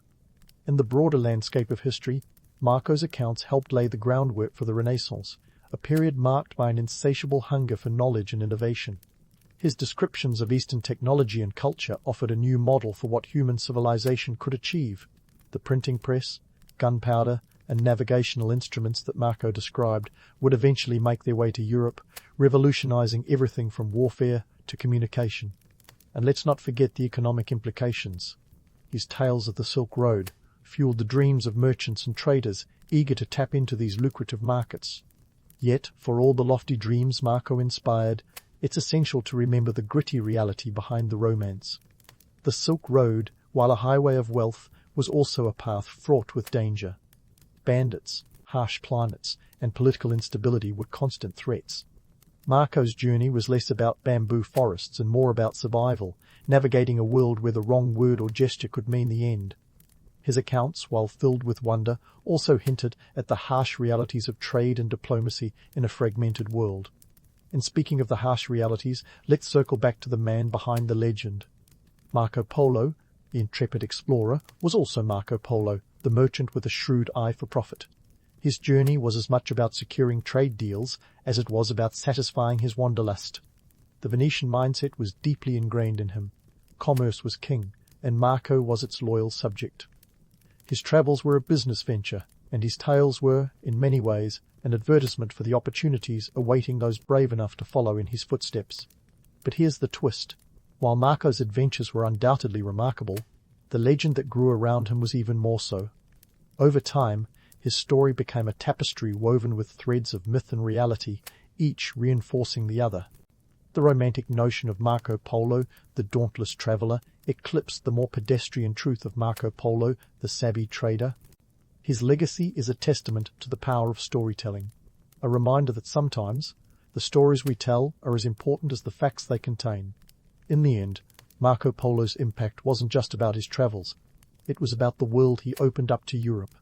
His accounts challenged perceptions, sparked imaginations, and paved the way for a new era of exploration. While the tales themselves might have been embroidered with a touch of fantasy, the underlying truth was clear. The world was bigger, richer, and more connected than anyone in Europe had dared to dream. Marco's legacy is a testament to the spirit of discovery, a reminder that curiosity and courage can change the course of history. So, as we close the book on Marco Polo, both the man and the myth, let's appreciate the dual nature of his legacy. He was a merchant and a storyteller, a pioneer and a dreamer. His journey was one of discovery, not just of new lands, but of new possibilities. And while his tales might have seemed to some like the stuff of legend, they were, at their core, a call to explore, to venture beyond the known, and to embrace the unknown with open arms. In the grand tapestry of history, Marco Polo is a thread that connects us to a time when the world was still full of mystery and wonder, a time when one man's journey could change the world. In the year 618 AD, As Europe was fumbling its way through the Dark Ages, China was flipping the lights onto one of the most dazzling periods in its history, the Tang Dynasty. Think of it as a cultural renaissance before the word was cool. The Tang Dynasty wasn't just a blip on the historical radar, it was a full-blown fireworks display that lasted almost 300 years. It was kind of like the golden retriever of dynasties, friendly, flourishing, and, at times, a bit too enthusiastic. The rise of the Tang Empire wasn't just a result of some folks getting lucky at the power poker table. It was a complex web of strategic marriages, military might, and a dash of good old-fashioned rebellion. This dynasty started with Emperor Gaozu, who cleverly booted out the previous Sui dynasty, which had basically been running on empty after overextending itself with massive projects like the Grand Canal. Talk about biting off more than you can chew. Now, Emperor Gaozu and his son, Emperor Taizong, weren't just content with taking the throne. They wanted to turn China into a cultural and economic supernova. Under their rule, the Silk Roads were more like silk superhighways, and China became the ultimate international pit stop for traders. We're talking about a time when camels were the original long-haul trucks, traversing thousands of miles laden with goods. The Tang Empire was the place to be, a vibrant melting pot where cultures clashed and blended in the best way possible. It was the ultimate house party, with guests from India, Persia, and even as far as the Byzantine Empire. Amidst all this cultural commotion, one thing stood out as a symbol of Chinese sophistication and ingenuity: porcelain.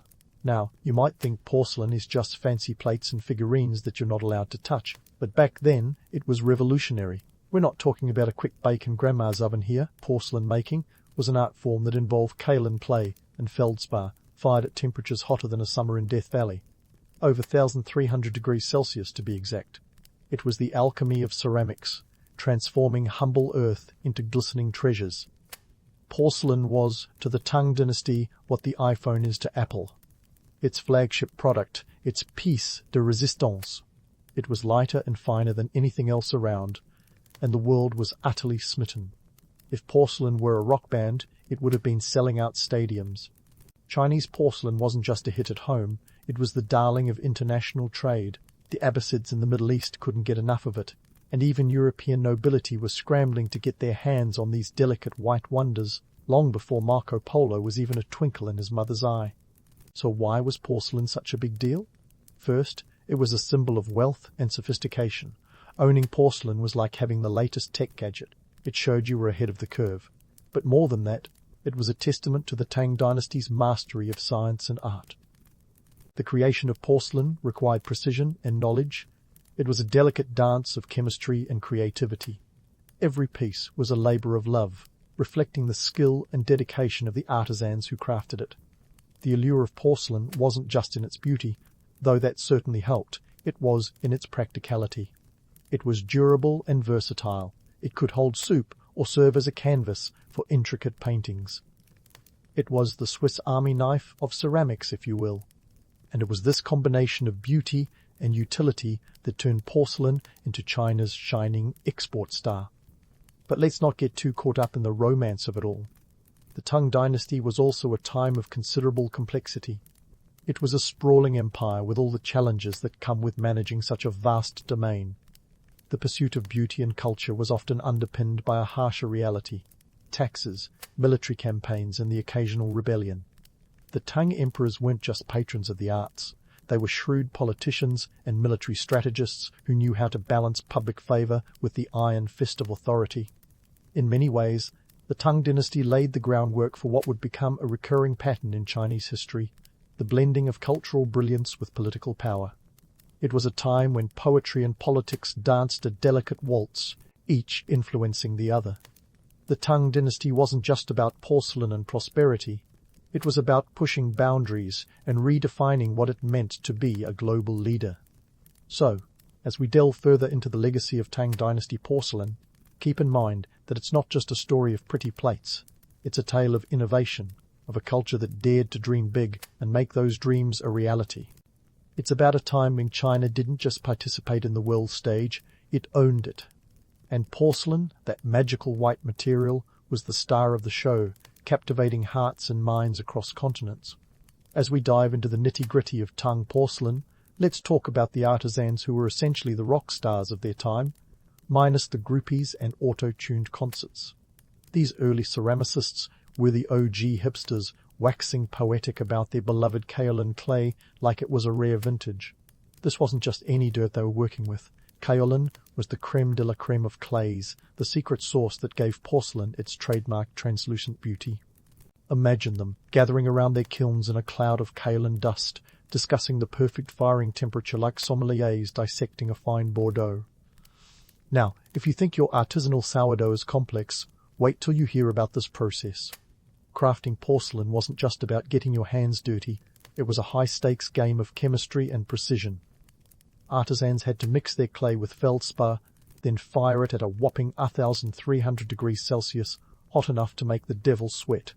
There were no digital thermometers or YouTube tutorials here, just years of trial and error, whispers of ancestral recipes, and probably a few choice words when things didn't go as planned.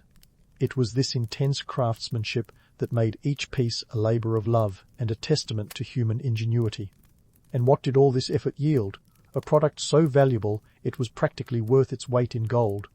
In fact, during the Tang Dynasty, porcelain wasn't just a pretty face, it was cold, hard currency. We're talking about a time when you could trade a single porcelain vase for a caravan of camels. It was the Bitcoin of its day, a tangible asset that everyone wanted a piece of. This was a period when porcelain's economic impact on the Tang Empire was colossal. It wasn't just about decoration, it was about domination. The porcelain trade filled imperial coffers, bolstered the economy, and symbolized China's soft power across the globe. However, let's not get swept away by the romance of it all. While the porcelain trade was indeed lucrative, it wasn't all sunshine and glistening glaze. The myth of the porcelain road, a supposed trade route rivaling the Silk Road, is more fiction than fact.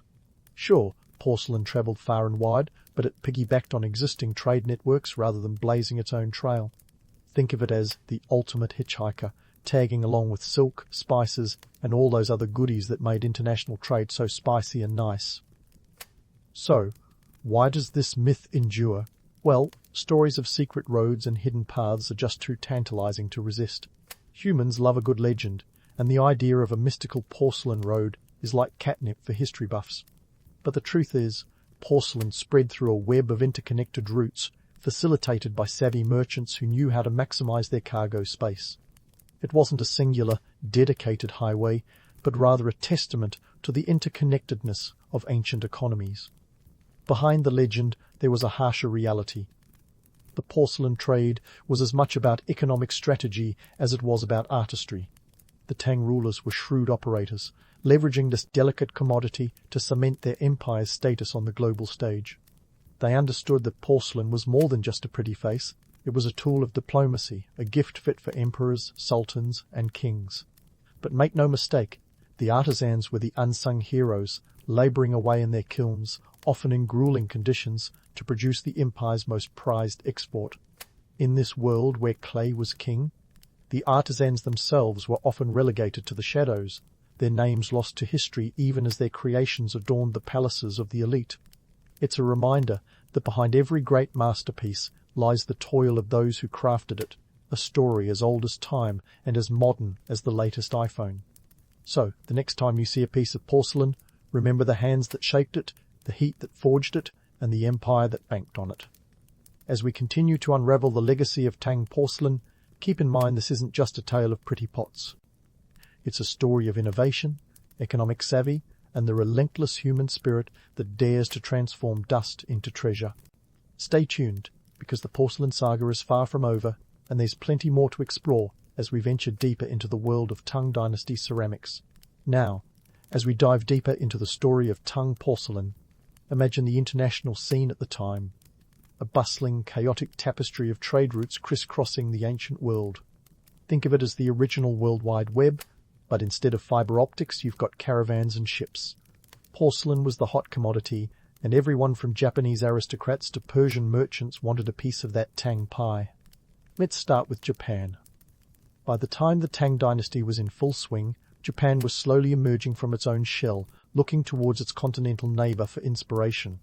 The Japanese were so enamored with Tang culture that they sent ambassadors, scholars, and monks to soak up all that cultural goodness. And, of course, they couldn't resist the allure of porcelain. The Japanese nobility were among the first international fans of Tang porcelain, seeing it as the ultimate status symbol. Owning a piece of Tang porcelain was like having a front row seat at the latest fashion show in Paris. Exclusive, stylish, and oh so envy-inducing. But how did this porcelain make its way across the sea? Into the maritime Silk Road, a less romanticized but equally vital counterpart to its land-based sibling. The sea routes connecting China with Japan, Southeast Asia and beyond were the highways of the ancient world.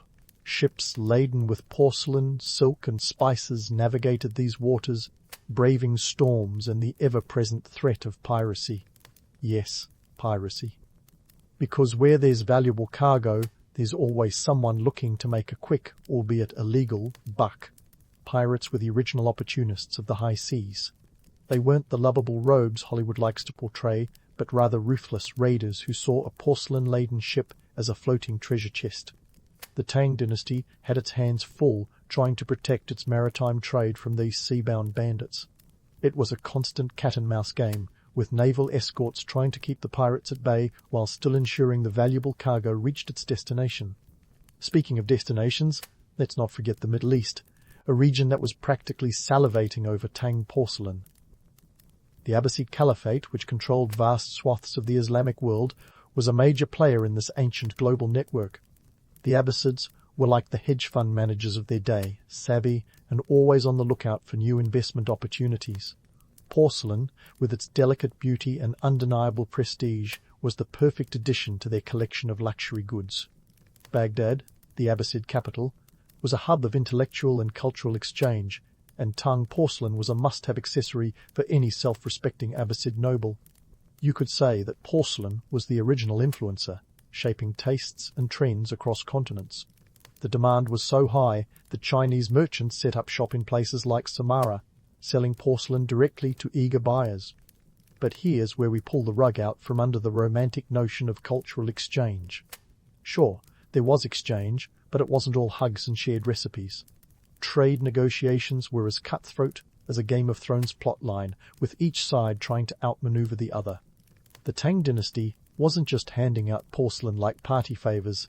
They were shrewd negotiators, leveraging their prized export to secure favorable terms and ensure a steady flow of silver and other precious commodities into their coffers. And let's not forget the unsung heroes of this trade web, the merchants. These were the road warriors of the ancient world, traversing thousands of miles, often through hostile territories, to bring precious porcelain to eager buyers. They were the glue that held this complex network together, navigating not just literal landscapes, but cultural and political ones as well. For them, every journey was a gamble, with fortunes won or lost on the whims of weather, bandits, and the ever-fluctuating demands of the market. It's easy to romanticize these trade routes as channels of peaceful cultural diffusion, but the reality was far grittier. It was a world where economics and politics were inseparable, where porcelain was both a coveted commodity and a tool of international diplomacy. The Tang rulers understood this all too well, using porcelain as a soft power strategy to project their influence far beyond their borders. So, as we continue to follow the journey of Tang porcelain, remember that every piece of this delicate ceramic carried with it a story of ambition, risk, and the relentless pursuit of beauty and power. It was a time when the world was beginning to feel smaller, connected by the shared desire for something truly special. The romance of porcelain is undeniable, but behind that shimmering glaze lies a complex web of human endeavor and the eternal dance of supply and demand. Stay tuned, because the saga of Tang porcelain continues, with more twists and turns than a Tang poet's verse. As we keep unraveling this tale, we'll explore further how this ancient art form not only shaped a dynasty, but also set the stage for a new kind of global interaction. There's so much more to discover, and we've only just begun to scratch the surface of this fascinating historical tapestry. So, as we wade deeper into the porcelain-laden waters of Tang Dynasty, let's talk about its ripple effects, the cultural tidal wave that swept far beyond China's borders. This wasn't just about pretty plates gracing the tables of the elite. It was a seismic shift that influenced art, fashion, and even dining rituals across continents. If you thought porcelain was just another trade item, think again. It was the original influencer, dictating tastes and trends long before TikTok came along. First off, let's dive into the world of art. Porcelain wasn't just admired as a standalone masterpiece, it became a muse for countless artists and craftsmen. In the Islamic world, for instance, Tang porcelain inspired a whole new aesthetic. The Abbasids, with their penchant for luxury, incorporated the intricate designs and delicate forms of Chinese porcelain into their own pottery. One could argue that Tang porcelain was the original remix. Sparking creativity and innovation in foreign lands, we see echoes of this influence in the lustreware of the Islamic Golden Age, where artisans tried to capture the ethereal beauty of Chinese ceramics with their own spin. But it wasn't just about mimicking the look. The allure of porcelain reshaped the very way people dined.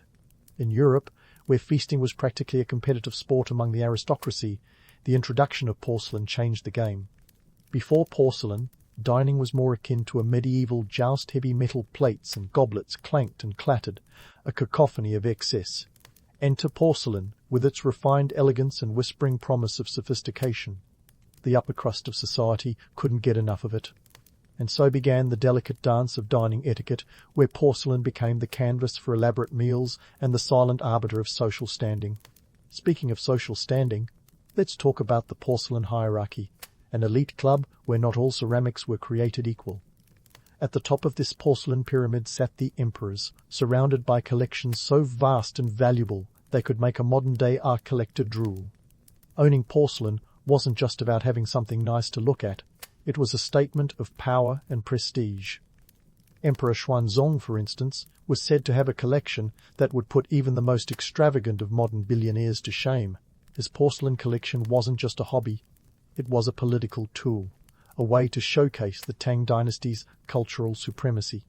But before you start picturing a porcelain utopia where every piece was a flawless masterpiece, let's sprinkle in a bit of reality. The myth of the perfect porcelain piece is just that, a myth. The creation of porcelain was a messy, unpredictable business. Artisans were more like mad scientists, experimenting with different clays, glazes, and firing techniques. Not every kiln opening was met with gasps of awe. Sometimes it was greeted with groans of disappointment. Pieces cracked, glazes bubbled, and colours went awry. It was trial and error on a grand scale, with each piece telling the story of both success and failure. And yet, it was this very process, the relentless pursuit of perfection through imperfection, that made Tang porcelain so remarkable. The artisans weren't just making plates, they were pushing the boundaries of what was possible, one kiln explosion at a time. Each piece, whether it ended up gracing an emperor's table or being tossed into the reject pile, was a testament to human ingenuity and the age-old quest for beauty. Now, while we're busy debunking the myth of the perfect porcelain, let's not forget the economic realities that shaped the story. Porcelain wasn't just a pretty face, it was big business. The Tang Dynasty, ever the savvy operators, understood this all too well. They used porcelain as both a currency and a cultural ambassador, sending it off to distant lands as gifts and trade items. This was a time when a single porcelain vase could fetch a price equivalent to a small fortune, a testament to its value both economically and culturally. But here's the kicker. While porcelain was a valuable commodity, it wasn't immune to the whims of supply and demand. The market for porcelain was as volatile as a soap opera plotline, with prices fluctuating based on everything from political tensions to shipping mishaps. And let's not even get started on the logistics nightmare that was transporting these fragile treasures across treacherous terrain. It was a high-stakes game of risk and reward, where fortunes could be made or lost on the turn of a cartwheel. As we continue to unravel the legacy of Tang porcelain, remember that behind every shimmering piece lies a story of ambition, artistry, and a touch of chaos. It was a time when the world was becoming increasingly interconnected, with porcelain as both a catalyst and a symbol of this global dance. So, stay tuned for more twists and turns in this porcelain saga, where each piece is a portal to a world of beauty, power, and the eternal human quest for perfection. We've got more ground to cover, more myths to bust, and more stories to tell as we continue to explore the fascinating world of Tang Dynasty ceramics. And so, as we reach the grand finale of our Tang Dynasty porcelain saga, let's take a step back and peer through the kaleidoscope of history to see where this glittering legacy has landed in the modern world. If you think porcelain's relevance faded away with the fall of the last imperial dynasty, think again. This isn't just about ancient artifacts sitting pretty in museums. Tang porcelain is the OG influencer, its impact rippling through the ages and leaving a trail as clear as a well-polished glaze. First, let's tackle the elephant in the room. Is the historical importance of Tang porcelain overhyped or well-deserved? The short answer, both. It's easy to get swept up in the romantic narrative of porcelain as the world's first luxury good, the dazzling star of international trade, and a symbol of cultural sophistication. But here's the cold, hard truth. Porcelain was also a product of its time, shaped by gritty realities and the relentless march of economic forces. Back in its heyday, porcelain was the iPhone of the Tang dynasty. Everyone wanted it, and it was a must-have status symbol. Fast forward to today, and porcelain remains synonymous with luxury. It's the material of choice for high-end brands and exclusive dinnerware collections. We're talking about pieces that fetch thousands, if not millions, at auction.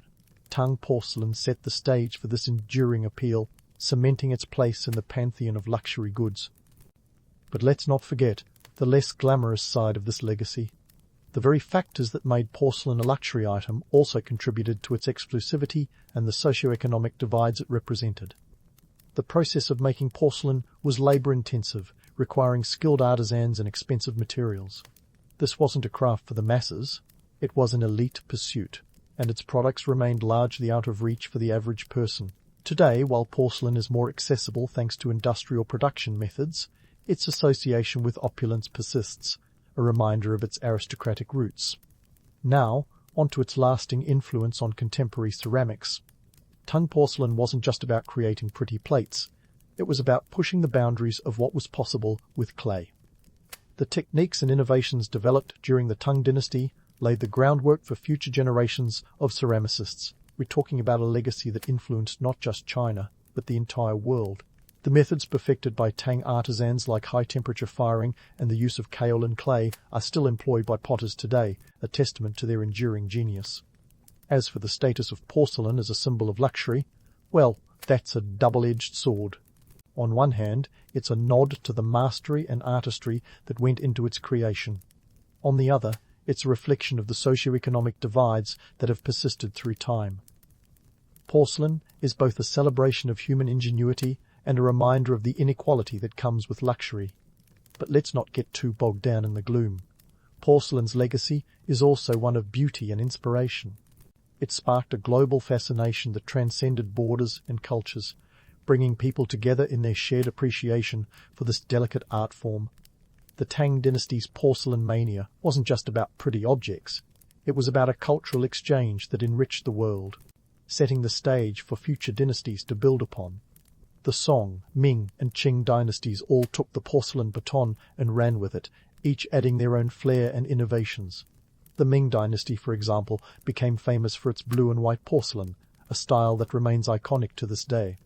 The Qing dynasty, on the other hand, pushed the envelope with intricate designs and vibrant colors, showcasing the evolution of porcelain as both an art form and an industry.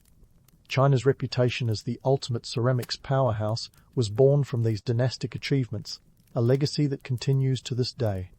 The country's ceramics industry is still a force to be reckoned with, producing everything from everyday dinnerware to high-end collector's items. Tang porcelain was the spark that ignited this centuries-long tradition, a reminder that innovation is often built upon the foundations laid by those who came before us. So, as we wrap up our journey through the world of Tang porcelain, what have we learned? We've seen that porcelain is more than just a pretty face. It's a symbol of human creativity and resilience. It's a story of ambition and artistry, of dreams realized and legends born. And while the myths surrounding porcelain may be tempting, it's the reality, the grit, the labor, the triumphs and failures that truly captivates. As we close the curtain on this porcelain tale, let's remember that history isn't just about the grand narratives and sweeping legends. It's about the people, the artisans and merchants, the emperors and traders who shaped the world we live in today. Tang porcelain may be a relic of the past, but its legacy is alive and well, whispering through the ages and reminding us of the power of art to transcend time and space. So there you have it, folks. Tang porcelain, a shimmering testament to the human spirit, a legacy that continues to dazzle and inspire. As the stories of the past blend with the realities of the present, we find ourselves on a journey that is as much about where we've been as it is about where we're going. And with that, the porcelain saga comes to a close. At least for now. Who knows what treasures and tales the future holds? Until then, keep questioning, keep exploring, and keep the spark of curiosity alive. The Romans were the ultimate remix artists of the ancient world. Before they were laying down the law with their roads and aqueducts, they were busy borrowing, blending, and sometimes outright swiping everything they could from their neighbours. And when it came to music and lyrics, they were no different. Cue the Etruscans and Greeks, the original influences.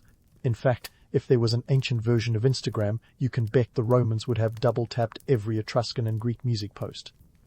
The Etruscans, for one, were the maestros behind the early tunes that flowed through Rome. These folks, who lived in what is now modern-day Tuscany, were the mysterious trendsetters of the Italian peninsula. By the time Rome was a mere twinkle in the eye of Romulus and Remus, the Etruscans had already been rocking out with their own unique sound. They loved a good party, and their music reflected that, characterized by lively rhythms and lots of percussion. Think of them as the garage band that never quite made it to the big stage but was crucial in shaping the scene. Then you've got the Greeks, who brought their A-game when it came to forming the backbone of Roman music. The Greeks were basically the classical music snobs of the ancient world. They had it all figured out with their scales, harmonies, and theories about the cosmos being a giant symphony. Pythagoras, yes, the triangle guy, was also noodling around with musical notes, trying to turn math into music. The Romans saw this and thought, why not add some of that to our playlist? Now let's talk instruments, because what good are lyrics without a little backup? The Romans didn't just borrow their sound, they played it on some intriguingly named instruments that might make you double-take. Take the tuba, for example. Nope, not the big, brassy beast you're thinking of, but a long, straight trumpet that could have easily doubled as a weapon. Then there's the kernus, a large curved horn that would give today's marching band leaders heart palpitations. These instruments were often used in military settings, tooting out orders or announcing the day's victories or defeats, depending on how things went at the front lines. But it wasn't all brass and bluster. The Romans had a softer side too. Enter the cithara, a string instrument not too far removed from what we'd recognize today as a guitar. Picture a Roman bard strumming away, composing ballads in the moonlight. Except, let's be real, he was probably trying to serenade a wealthy patron into handing over some extra denarii. After all, musicians have always had to make a living, and Rome was no exception. Speaking of denarii, let's not forget the economic backdrop that made all this possible. The music scene, like today, wasn't just about art for art's sake. It was about status, influence, and cold, hard cash. The elite used music to showcase their wealth, hosting lavish banquets where musicians were hired to entertain guests. It was a competitive business too. If your lyre skills weren't up to snuff, you might find yourself out of a job quicker than you could say vini, vidi, viti. And what about those Roman rock stars? Well, if we can call them that. They played to packed amphitheatres, but let's just say the ancient Roman equivalent of a groupie was more interested in your connections than your chord progressions. Sure, they had their moments of glory, but the stakes were high. Perform poorly, and you might be booed off stage. Or worse, sent to entertain a less forgiving crowd in the provinces. So, why does it matter that the Romans borrowed from the Etruscans and Greeks? Because this cultural mashup created a soundscape that was uniquely Roman, one that resonated through their streets, temples, and theatres. It was a sonic symbol of Roman identity, a reflection of their power to assimilate and adapt. But let's not get too romantic about it. At the end of the day, the music was as much about survival and social climbing as it was about art. It reminds us that while the legends might sing of grandeur, the reality was all about who could play their part and play it well. We'll dive deeper into the specifics of Roman musical performances next time, where we'll see how these cultural influences came to life on stage and in the streets. But for now, remember this. The Roman tune might have been borrowed, but it was played with a swagger all its own. Let's dive deeper into the heart of Roman life, where music wasn't just something you listened to, it was woven into the very fabric of society. If you thought your Spotify playlist defined your personality, imagine a world where music literally played out your social status and political allegiance. Welcome to ancient Rome, where music was the ultimate social and political weapon. Let's start with the gladiatorial games, those blood-soaked spectacles that make modern reality TV look like a kindergarten play. Music was a key player here, setting the mood and riling up the crowd. The games weren't just about watching a good fight, they were a full-blown sensory assault. Picture this. As the gates of the Colosseum creaked open and the first gladiator stepped into the arena, the sound of trumpets like the tuba and the cornu would blast through the air, stirring a mix of anticipation and dread among the 50,000-strong crowd. The music wasn't just background noise, it was a psychological tool, orchestrating the drama like John Williams scoring a Spielberg epic. Each note was carefully curated to manipulate emotions, making sure the audience felt every thrust and parry. And here's the kicker. The games were a masterclass in political propaganda. The emperors knew the power of spectacle. Julius Caesar himself once staged games so grand they featured 320 pairs of gladiators, all for a single event. The music underscored these spectacles, amplifying the emperor's image as a generous provider of bread and circuses. These events weren't just about keeping the masses entertained, they were about controlling them. The games were a way for emperors to demonstrate their power and distract the populace from the less glamorous realities of Roman life, like taxes and grain shortages. So, while the crowd roared and the music crescendoed, the emperor sat back, basking in the glory of public approval. But let's not leave out the more refined side of Roman society, the dinner parties. If you think your latest dinner soiree was a hit, think again. Roman banquets were the original fine dining experience, complete with a soundtrack. The wealthy elites would hire musicians to serenade their guests, creating an ambience that was equally about entertainment and showing off. These weren't your average dinner tunes, though. We're talking about highly skilled musicians playing complex pieces on the cithara or the kolos, an ancient cousin of the oboe. The music set the tone for philosophical debates, political discussions, or just plain old gossip, because some things never change, right? Yet the reality behind these lavish feasts was a bit less glamorous. While the guests were treated to the finest music and cuisine, the musicians themselves were often slaves or low-status individuals. They were the human equivalents of the hired help, there to serve the whims of Rome's elite. It was a tough gig, too. Play the wrong note or miss a cue, and you might find yourself out on the street, or worse. In a world where your worth was often measured by your ability to entertain, the pressure was high and the stakes were higher. Now, let's unravel the myth of bread and circuses, that catchy phrase that suggests Romans were easily pacified with free food and entertainment. Sure, the emperors doled out free grain and organized grand spectacles, but it was more than just a distraction. It was a strategic move to maintain social order. In Rome, where the population could swell to over 1 million, keeping the peace was no small feat. Music, with its ability to evoke emotion and create unity, was an essential tool in this social engineering. It was the ancient version of a viral meme, potent, pervasive, and impossible to ignore. But before we get too swept up in the grandeur, let's remember the harsh reality. While the elites enjoyed the melodies of the cithara in their opulent villas, the average Roman citizen was more likely to encounter music in the form of street performers or tavern musicians. These unsung heroes of the Roman music scene played in bustling marketplaces and noisy taverns, where the music was less about finesse and more about raw energy. They played for coins, hoping to eke out a living in a city where survival was a daily challenge. So, was music really the Spotify of ancient Rome? In many ways, yes. It was there for every occasion, from the grand to the mundane. It was a tool for manipulation, a marker of status, and a source of joy.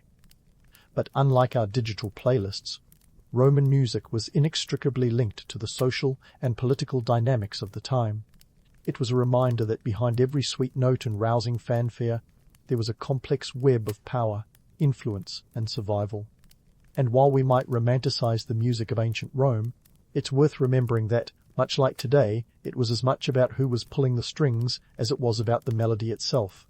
Stay tuned as we continue to unravel the threads of Roman musical life, exploring how this ancient art form evolved and what it reveals about the society that created it. From the amphitheatres to the alleyways, Roman music was a symphony of its time, beautiful, brutal, and unforgettably human. Now, speaking of symphonies of the time, let's dive into the gritty details of the economy of music in ancient Rome, where soundscapes weren't just about artistic expression, but also a serious business venture. Picture this. The Roman economy was a beast, much like a bustling marketplace filled with more than just fruits and vegetables. It was a cacophony of costs, contracts, and commerce, especially when it came to staging performances. Hiring a musician in Rome wasn't as simple as slipping a coin to a busker. Oh no, it was a full-blown transaction that could rival today's talent agency negotiations. An average musician might earn around 5 to 10 denarii a day, which, for context, was about the same as a skilled craftsman. Not bad for a day's work, right? But here's the kicker. Top-tier musicians, the Beyoncé equivalents of Rome, could command fees of up to 100 denarii for a single performance. That's a whole lot of dough, especially when you consider that a simple loaf of bread cost about half a denarius. And let's not forget the cost of staging these musical performances. Renting a venue could set you back a few hundred denarii, depending on the location and size. Then there were the additional expenses, lighting, yes, torches didn't come cheap, costumes, and perhaps a few exotic animals if you wanted to go all out. If you were throwing a festival or a grand banquet, you might as well have been burning money for the entertainment factor alone. But why spend so much on music? Status, my friend, status. In Rome, hosting an event with live music was like driving a Ferrari to your neighborhood block party. It wasn't just about the music, it was about showing off your wealth and influence. The more musicians and the more elaborate the performance, the higher you climbed on the social ladder. It was a symphony of status symbols where the music was merely the background to the sound of social climbing. Now, let's flip the lyre and talk about music in education. Learning an instrument in ancient Rome was akin to modern-day SAT prep. Sure, it might sound a bit like a parent dragging their kid to piano lessons, but in Roman society, musical education was a serious affair, a rite of passage for the well-to-do. It wasn't enough to just read and write, you had to strum a cithara or master the kaulos. These weren't just hobbies, they were essential skills that marked you as part of the cultured elite. The Romans believed that music, much like philosophy and rhetoric, was a critical component of a well-rounded education. It was thought to refine the mind, discipline the body, and, most importantly, prepare young Romans for public life. After all, a future senator needed to entertain and impress at those dinner parties, right? But here's where the myth-busting comes in. While the idea of musical education was noble, the reality was a bit more utilitarian. Learning music wasn't just about cultural enrichment, it was about networking and social maneuvering. It was who you knew and how well you could serenade them.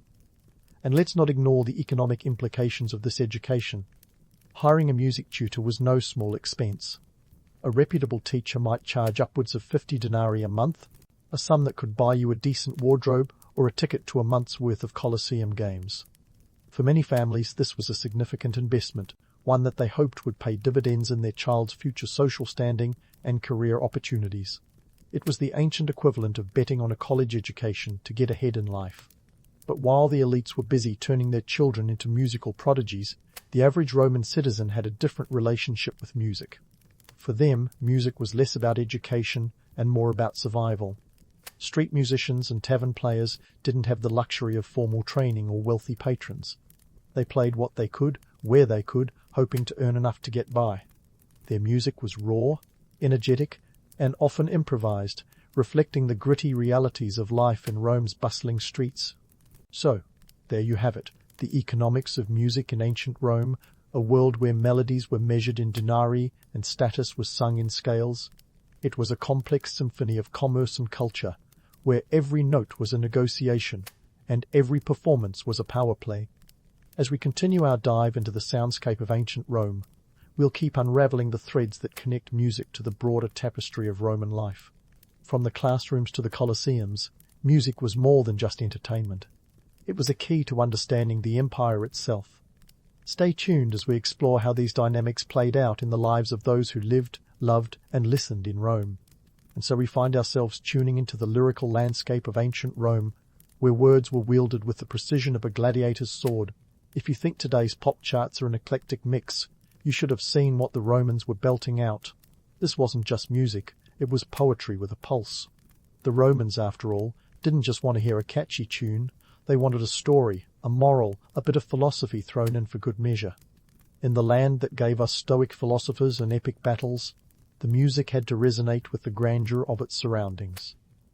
Let's talk top hits of the Roman era, starting with the heavyweights, the poets. Ovid, Horace, and Virgil were the rock stars of their day, minus the sunglasses and private jets. These guys wrote lyrics that still echo through history. Virgil's Aeneid could be considered the Bohemian Rhapsody of its time, a sweeping epic that told the story of Aeneas, the Trojan hero. But don't let the epic scale fool you. Virgil wasn't just writing about heroic journeys, he was also slipping in commentary on the political climate, subtly nodding towards the ambitions of Augustus Caesar. Talk about multitasking. Ovid, on the other hand, was the ancient world's answer to a romantic balladeer.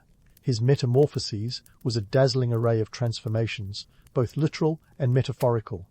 But before you get too swept up in the romance, remember that Ovid wasn't just penning love stories. His work was a clever navigation of the social mores and political pitfalls of his time.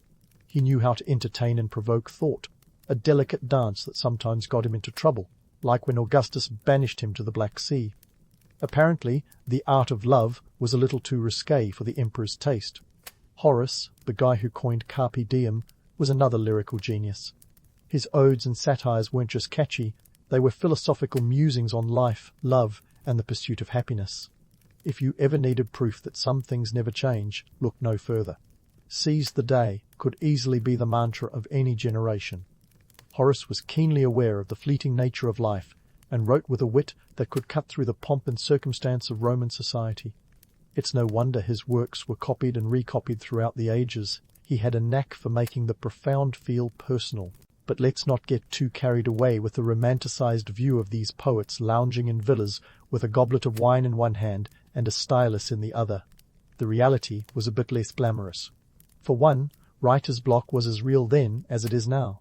And audience hecklers? Oh, they were there too. Imagine trying to recite your latest poem to a crowd of rowdy Romans more interested in the next gladiatorial match. If you think Reddit trolls are harsh, spare a thought for these ancient wordsmiths who had to contend with live feedback. The gritty truth is that the life of a Roman poet was often precarious. Patronage was the name of the game, and poets had to hustle to find wealthy patrons willing to support their work. It was a bit like crowdfunding, but with more toga parties. The stakes were high-pleasing. A patron could mean financial security, but displeasing them could lead to poverty or worse. This dependence on the whims of the elite meant poets had to be savvy both in their art and their alliances. And let's not forget the economic backdrop that shaped these literary endeavours. The cost of producing a manuscript wasn't for the faint-hearted. Scribes were paid handsomely for their labour, with a single book potentially costing the equivalent of a small fortune. We're talking about hundreds of denarii, enough to feed a family for months. So, when a poet managed to get their work copied and distributed, it was no small feat. It was a testament to their ability to not only create, but also to navigate the intricate dance of social politics. Now, let's have a bit of fun with the lyrical content itself.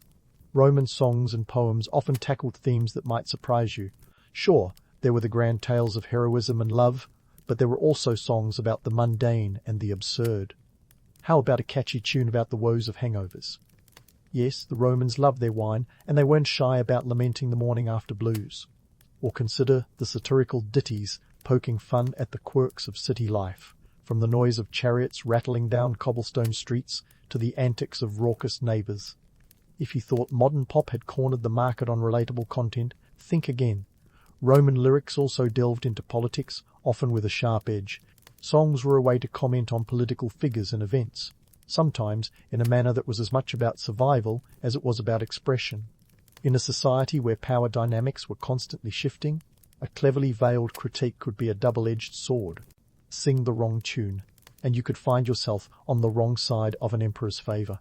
A dangerous place to be, in a world where emperors had a penchant for banishments and executions. Yet, for all the potential peril, The allure of using music and lyrics as a form of resistance was irresistible to many. It was a way to give voice to the voiceless, to challenge authority without outright rebellion. It was art as activism, a tradition that continues to this day. So, while we might romanticize the eloquence of Roman poetry, it's crucial to remember the courage it took to pen such words in a time of absolute power. So there you have it. The music and lyrics of ancient Rome, a complex tapestry woven with threads of art, politics, and survival. It wasn't all wine and roses, but it was undeniably rich in texture and depth. As we continue to explore the soundscape of Rome, we'll dive deeper into the lives of those who crafted these enduring works, examining how their words continue to resonate through the ages. Stay tuned for more revelations from the streets and stages of ancient Rome, where every note had a story to tell and every lyric was a leap of faith. As our journey through the soundscape of ancient Rome draws to a close, let's take a step back and consider the echoes of this grand civilization that still resonate in our world today. The Romans, those crafty conjurers of culture, were more than just adept at building roads and empires. They were maestros of the mashup, remixing the influences of their time into something uniquely Roman. And while they might not have invented the concept of a catchy tune or poetic verse, they certainly knew how to make it their own. The legacy of Roman music and lyrics, much like their architecture and legal systems, is a testament to their knack for adaptation and innovation.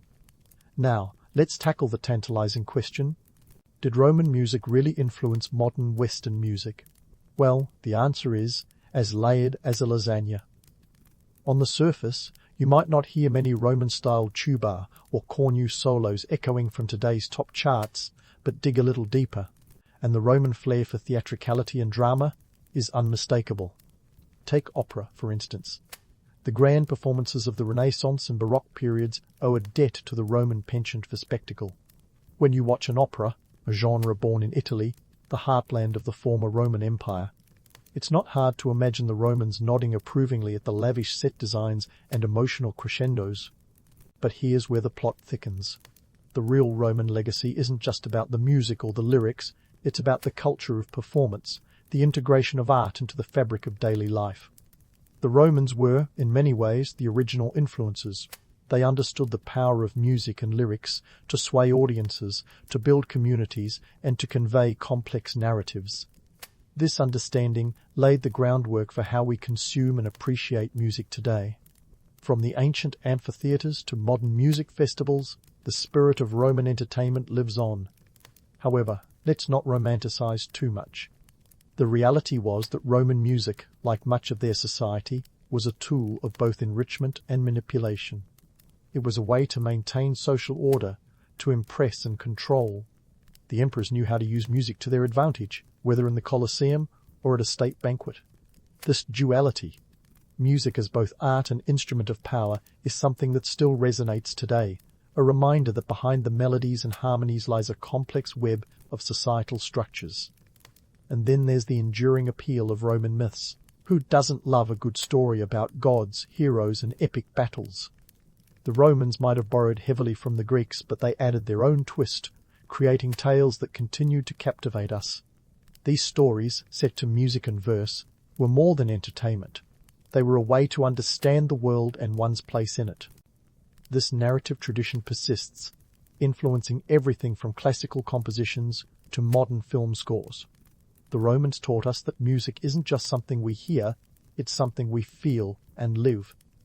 But why do these Roman reverberations still intrigue us? Perhaps it's because, at the heart of it, Roman culture reflects fundamental human desires, the quest for power, the need for community, and the pursuit of beauty. The myths and realities of Rome highlight our eternal fascination with grandeur and grit, with stories that are larger than life yet deeply human. The Romans remind us that civilization is an ongoing performance, a blend of art and ambition. So, as we wrap up our exploration of Roman music and lyrics, let's appreciate the full spectrum of their influence. It's a legacy that challenges us to look beyond the romantic veneer and see the pragmatic, sometimes harsh, realities that shaped it. The Romans, for all their faults and follies, left us a rich tapestry of culture that continues to inspire. Whether through a haunting melody, a poignant lyric, or a captivating story, Their influence endures, a testament to the enduring power of art to transcend time and space. In the end, the music and lyrics of ancient Rome are a reminder that history is not just a series of dates and events, but a dynamic tapestry of human experience. It's a story of creativity and conquest, of art and ambition. The Romans may have left the stage long ago, but their notes linger on, whispering through the corridors of time, inviting us to listen, learn, and perhaps create a little of our own magic. So, next time you find yourself humming a tune or penning a verse, remember, you're part of a tradition that stretches back millennia, a tradition that celebrates the beauty and complexity of being human. And with that, we bid farewell to ancient Rome, leaving with melodies in our minds and stories in our hearts. You roll out of your straw-stuffed bed in 1st century BC Gaul, where the air smells like damp forest, and your morning routine is the stuff of legend, or at least it will be once the Romans get around to writing about it. But don't get too caught up in that mystical Druid hype. Your day starts with the same basic needs as anyone else's: food, water, and figuring out which sheep need a stern talking to. As a Celtic Druid, you're not some mystical hermit swathed in robes, hiding out in a grove. You're more like a rock star philosopher-lawyer-priest combo, the kind of person people actually listen to. I mean, you basically run the show around here. Druids are the glue holding the Celtic tribes together, the ones who keep the legal system ticking and the economic wheels turning, not to mention the occasional cattle dispute from turning into a full-blown tribal war. Your morning kicks off with a ritual that's less about chanting in the woods and more about strategic thinking. Wake up, splash some water on your face from the nearby stream, and thank the gods. Not just for the weather, but for the fact that you've got a busy day ahead. You're the kind of druid who doesn't just talk to the spirits, you talk to the people. And in a world where oral tradition is king, your words carry weight. While your neighbours are busy herding goats or weaving baskets, you're already thinking about the assembly you'll lead later. Picture this: a gathering of tribal leaders hanging on your every word as you dispense justice and wisdom. Sure, the Romans think you're just here for the human sacrifices, but let's clear that up. The reality is, you're more likely to be found negotiating trade agreements or mediating disputes than sacrificing anything more than a nice cheese to the gods. Speaking of trade, let's talk economics. You're in the heart of a booming trade network, with Gaul acting as a major hub between Britain and the Mediterranean. Coins are starting to catch on, but barter is still king. You've got a good sense of value, whether it's judging the worth of a silver torque or figuring out how many cattle equal a reliable spear. Your role includes ensuring fair trade practices, and that nobody's trying to cheat the system with dodgy weights or measures. Economic stability is your jam, and it's no wonder people consult you before they make big purchases, or even bigger mistakes. Now, let's debunk the whole Druid as solitary wizard myth. You're not skulking in the shadows, you're very much a part of the community. In fact, you're indispensable. Druids are the keepers of wisdom and tradition, the ones who memorize and recite the laws because, let's face it, writing them down just isn't a thing yet. And if you think that's simple, consider this. Gaul is a patchwork of tribes, each with its own customs and laws. Your job is to navigate this complex social web, ensuring peace and continuity. While the Roman historian Tacitus might have been a few decades off when he described Druids as philosophers in tune with nature, he wasn't wrong about your influence. You advise kings and warriors, you're the go-to for resolving disputes, and your counsel is sought in everything from military strategies to marriage alliances. You're not just part of the establishment, you are the establishment. As the morning fog lifts, you prepare to head into the village. The path is well trodden, a reminder of how integral you are to daily life. You're greeted with nods and smiles, a testament to the respect and authority you command. It's not just because of your intellect or your knack for diplomacy. It's because you embody the culture and identity of your people. To them, you're a living repository of their history and their future. So, as you step into the assembly circle, remember this. You're not some mystical relic of a bygone era. You are a Celtic Druid, a linchpin in the societal machinery of 1st century BC Gaul.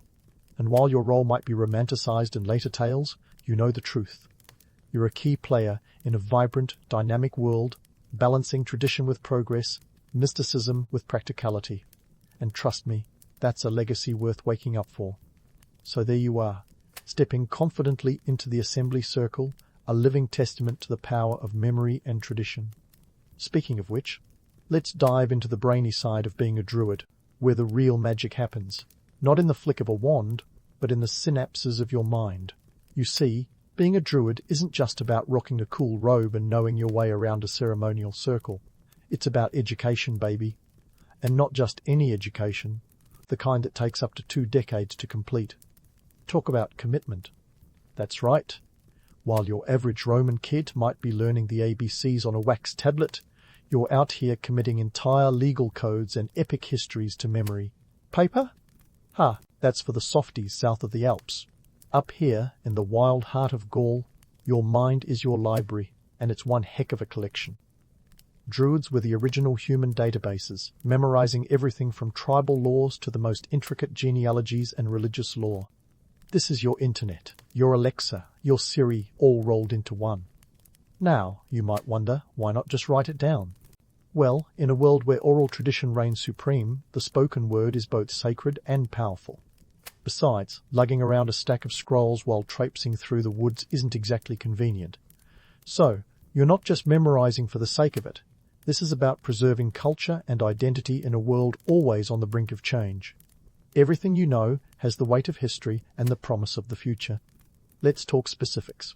Druids trained for 20 years, which is a lot more than your average modern PhD.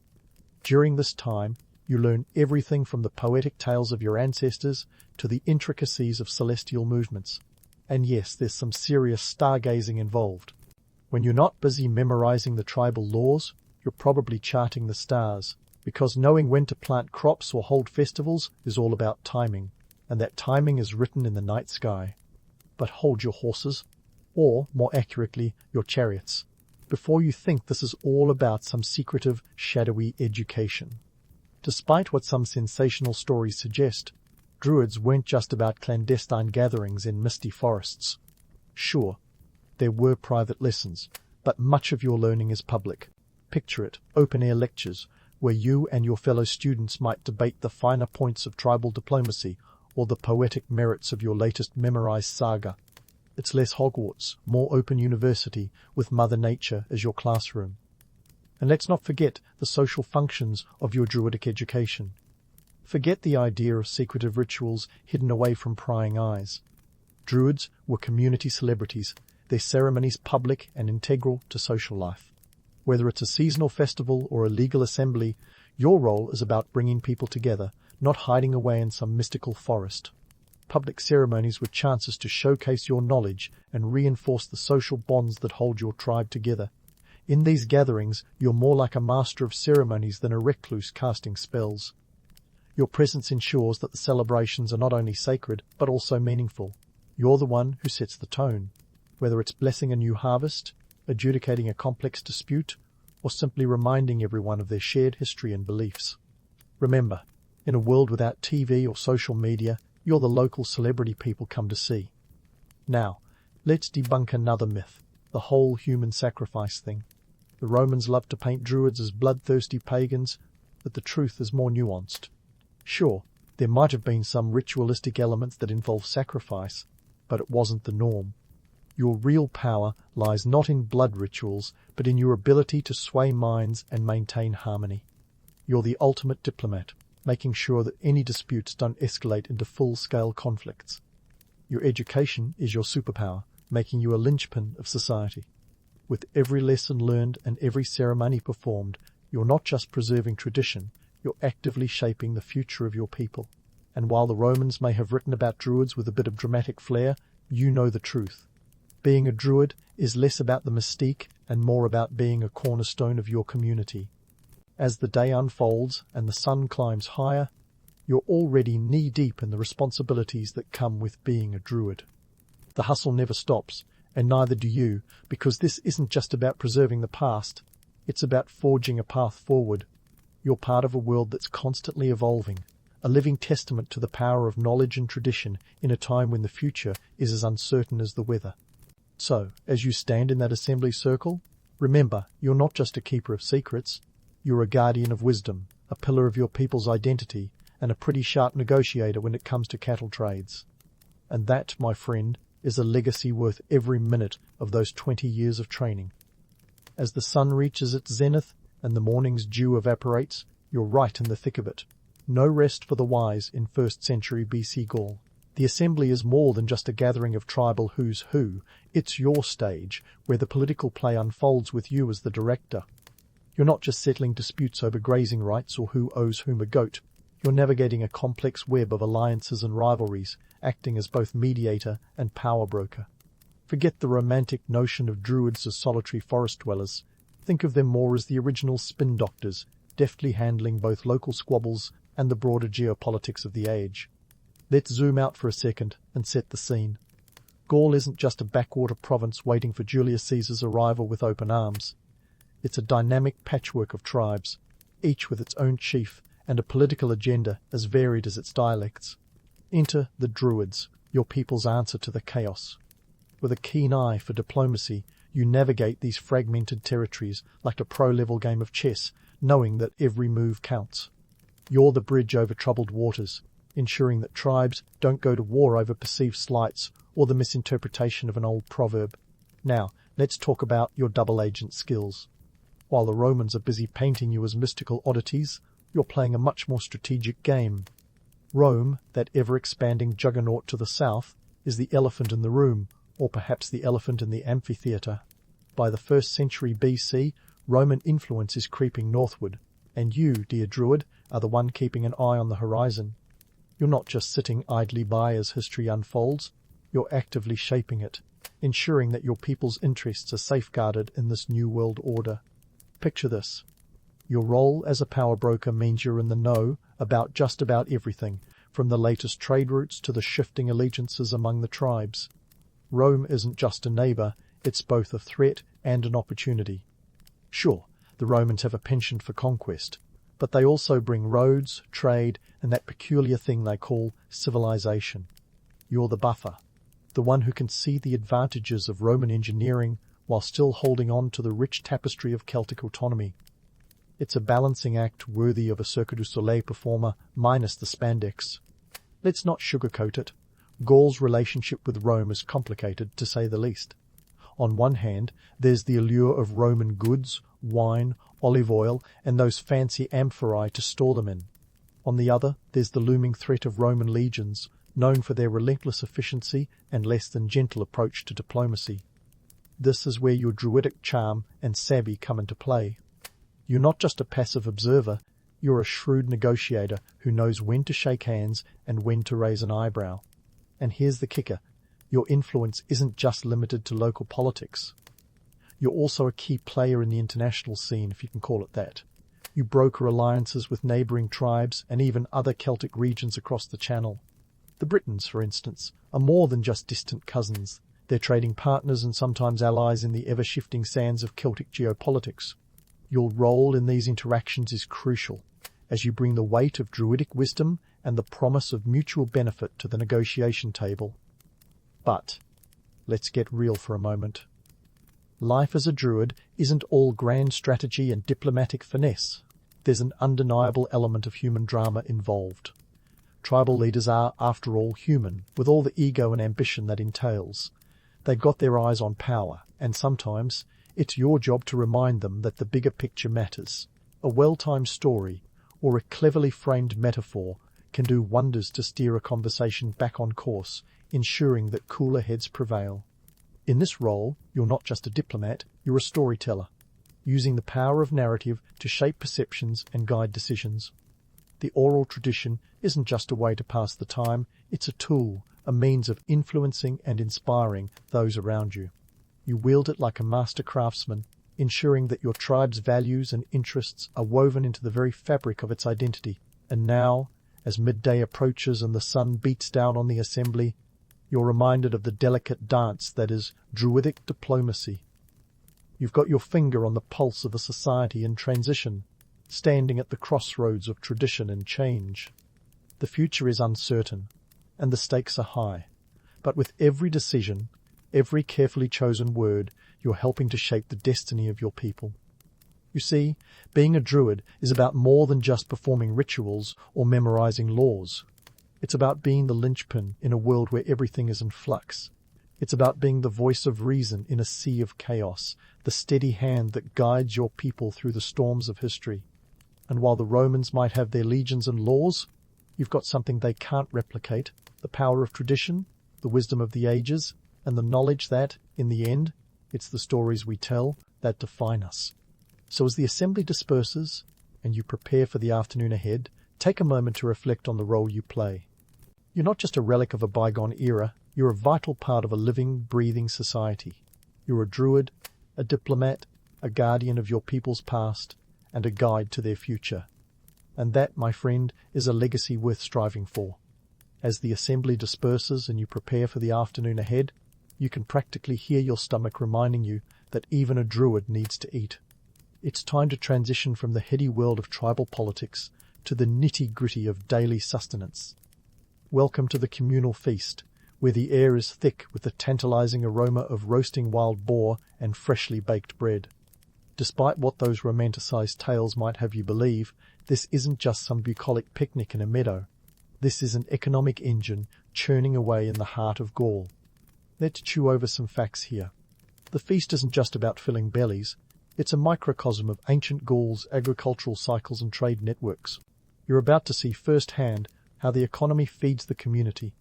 And while the Romans might have envisioned druids as mystical vegetarians, the truth is much meatier. You're in a society where agriculture is king and the feast is the throne room. Now let's debunk the myth of the idyllic pastoral life. Sure, the landscape is postcard perfect, but making a living here is anything but easy. Agriculture in ancient Gaul is a high-stakes game, reliant on the whims of weather and soil. Forget tractors and pesticides, your tools are rudimentary at best. Ploughs are pulled by oxen, and the fields are tilled through sheer grit and determination. It's back-breaking work, and the yield is never guaranteed. The feast is a celebration of survival and a chance to redistribute resources. You might be surprised to learn that druids are key players in this. You're not just spiritual leaders, you're agricultural advisors, versed in the rhythms of planting and harvesting. You know when to sow your barley and wheat based on the stars and the seasons. It's not just about feeding the body, it's about nourishing the soul and ensuring the community thrives. And speaking of community, let's talk trade. The feast isn't just a local affair, it's a marketplace of ideas and goods. Gaul is a trading hub, and you're smack in the middle of it. From the Channel to the Mediterranean, goods flow like the Seine in springtime. Salt from Brittany, wine from Italia, and amber from the Baltic all make their way to your table. Coins are starting to jingle in pouches, but barter is still the backbone of trade. You're trading not just goods, but stories and strategies, weaving a web of relationships across Europe. Here's the rub. You're also managing resources in a world where scarcity is a constant companion. It's not just about growing enough food, it's about making sure it lasts through the lean times. You oversee granaries and storage pits, ensuring that the community doesn't go hungry when the harvest isn't bountiful. In this role, you're a bit like an ancient CFO, balancing the books to keep everyone fed and happy. You see, the romanticized notion of the feast as a carefree romp through fields of clover glosses over the harsh reality. It's a dance of economics, politics, and survival. You're the conductor ensuring that the symphony plays on, even when the weather doesn't cooperate. And let's not forget the darker side of this pastoral dream, the spectre of famine. In a bad year, when the rains fail or a blight strikes, you're the one who must make the hard decisions. It's a stark reminder that life on the land is precarious and prosperity is never guaranteed. You're the safety net, the one who ensures that the community can weather the storm, both literally and metaphorically. As the afternoon sun dips toward the horizon, the feast transitions into a festival. The air is alive with music and laughter, and for a moment you let yourself enjoy the fruits of your labor. This isn't just a celebration of the harvest, it's a testament to the resilience of your people. You're reminded that, despite the challenges, this community is vibrant and strong, woven together by shared history and mutual dependence. And as the shadows lengthen and the stars begin to twinkle in the sky, you're already thinking about what comes next. The feast is a reminder of the delicate balance you must maintain, the juggling act of tradition and innovation, scarcity and abundance. It's a dance you're destined to perform as long as the seasons turn and the sun rises. So, as you take a moment to savor the rich tapestry of sights, sounds, and flavors, remember this: you're not just a keeper of culture, you're a driving force in the economic heart of Gaul. You're a druid, a shepherd of both souls and resources, guiding your people through the cycles of life with wisdom, wit, and a touch of that legendary Celtic charm. And while the Romans might have their legions and their legacies, you got something they can't conquer: a community united by the power of tradition and the strength of shared experience. That, my friend, is a feast worth celebrating. As the festival hums along, with laughter mingling with the crackling of bonfires, you find a moment of quiet contemplation. The feast has been a roaring success, but now it's time to pivot to the spiritual side of Druid life, an aspect that's often painted with broad strokes of romanticism. Sure, the image of Druids as mystical tree-huggers who whisper sweet nothings to the oaks has a certain poetic appeal, but let's dig into the roots of this myth. In reality, your connection to nature is less about mystical worship and more about practical stewardship. You're not just hugging trees, you're managing a complex ecosystem that supports your tribe. Druids are the original ecologists, if you will. You understand the land because your community's survival depends on it. You know which plants are medicinal, which are poisonous, and how to read the signs of an impending storm. It's less about worship and more about wisdom.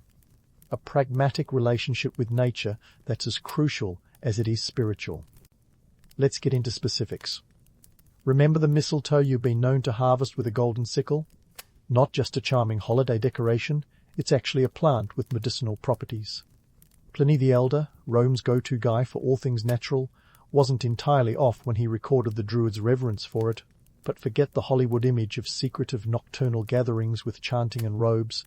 It's more of a botanical boot camp. You're identifying plants and their uses. A skill that's not just for show, but essential for treating the occasional warrior with a spear wound or curing a nasty cough. And speaking of the Romans, let's address that whole human sacrifice narrative they loved to push. Sure, there might have been some ritualistic sacrifices in the distant past, but by your time, such practices are rare, if they happen at all. The real sacrifices you're concerned with are those of time and effort, ensuring that your people live in harmony with the land. You're more likely to sacrifice a few extra hours to ensure the crops are planted according to the lunar cycles than to engage in the bloody rites the Romans were so obsessed with. As the stars begin to sprinkle the night sky, you take a moment to reflect on the broader spiritual connection. It's not just about the earth beneath your feet, it's about the heavens above as well. Druids are keen astronomers, and you spent countless nights observing the celestial dance. You're not just stargazing for the fun of it, you're tracking solar and lunar cycles, predicting eclipses, and using this knowledge to guide agricultural practices and festivals. The heavens are your calendar, your guide, and sometimes your muse. Now, let's get real about the cosmic connection.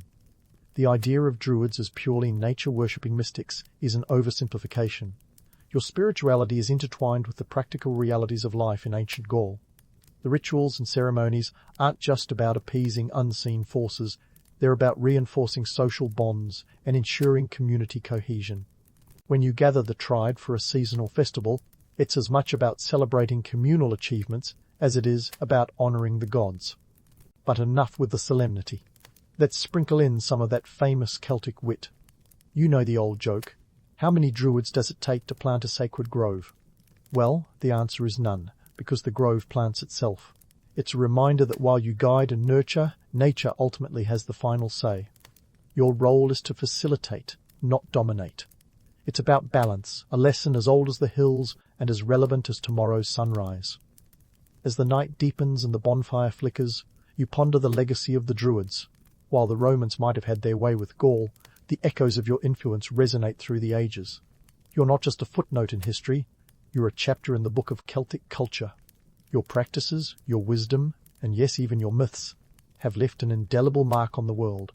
Fast forward a couple of millennia, and the romanticized image of the Druid lives on, albeit with a few embellishments. Modern perceptions often paint you as mystical beings, ancient wizards of the woods. While that's a bit of a stretch, it does highlight the enduring fascination with your way of life. Even today, your connection to nature, your spiritual insight, and your role as community leaders are celebrated, albeit sometimes through the lens of fantasy. And let's not forget, your legacy extends beyond the realms of myth and legend. The Druids' emphasis on oral tradition and memorization has parallels in today's world, where storytelling and knowledge sharing remain vital. Your role in preserving cultural identity and fostering communal ties resonates with today's efforts to maintain cultural heritage in a rapidly changing world. So, as you wrap up your day, take a moment to appreciate the duality of your existence. You're a bridge between the past and the future, a living testament to the power of tradition and adaptation. While the stories of yesteryear might cast you in a mystical light, you know the truth. You're a druid, a guardian of wisdom, a steward of the land, and a pillar of your community. As the fire dwindles and the village settles into sleep, you reflect on the day's events. You've navigated politics, celebrated community, and connected with the cosmos, all in a day's work for a druid. You've not only guided your people through the complexities of life, but also ensured that the essence of who they are endures. And while the Romans may have had their roads and their legions, you've got something more enduring: the stories, the knowledge, and the spirit of a people who continue to thrive in the memory of the land. So, as you lay your head down on that straw mattress once more, you do so with the satisfaction of knowing that your legacy is secure. You're not just a relic of antiquity, you're a vibrant part of a world that, though long past, continues to inspire and captivate. And that, my friend, is the real magic of being a druid in 1st century BC Gaul.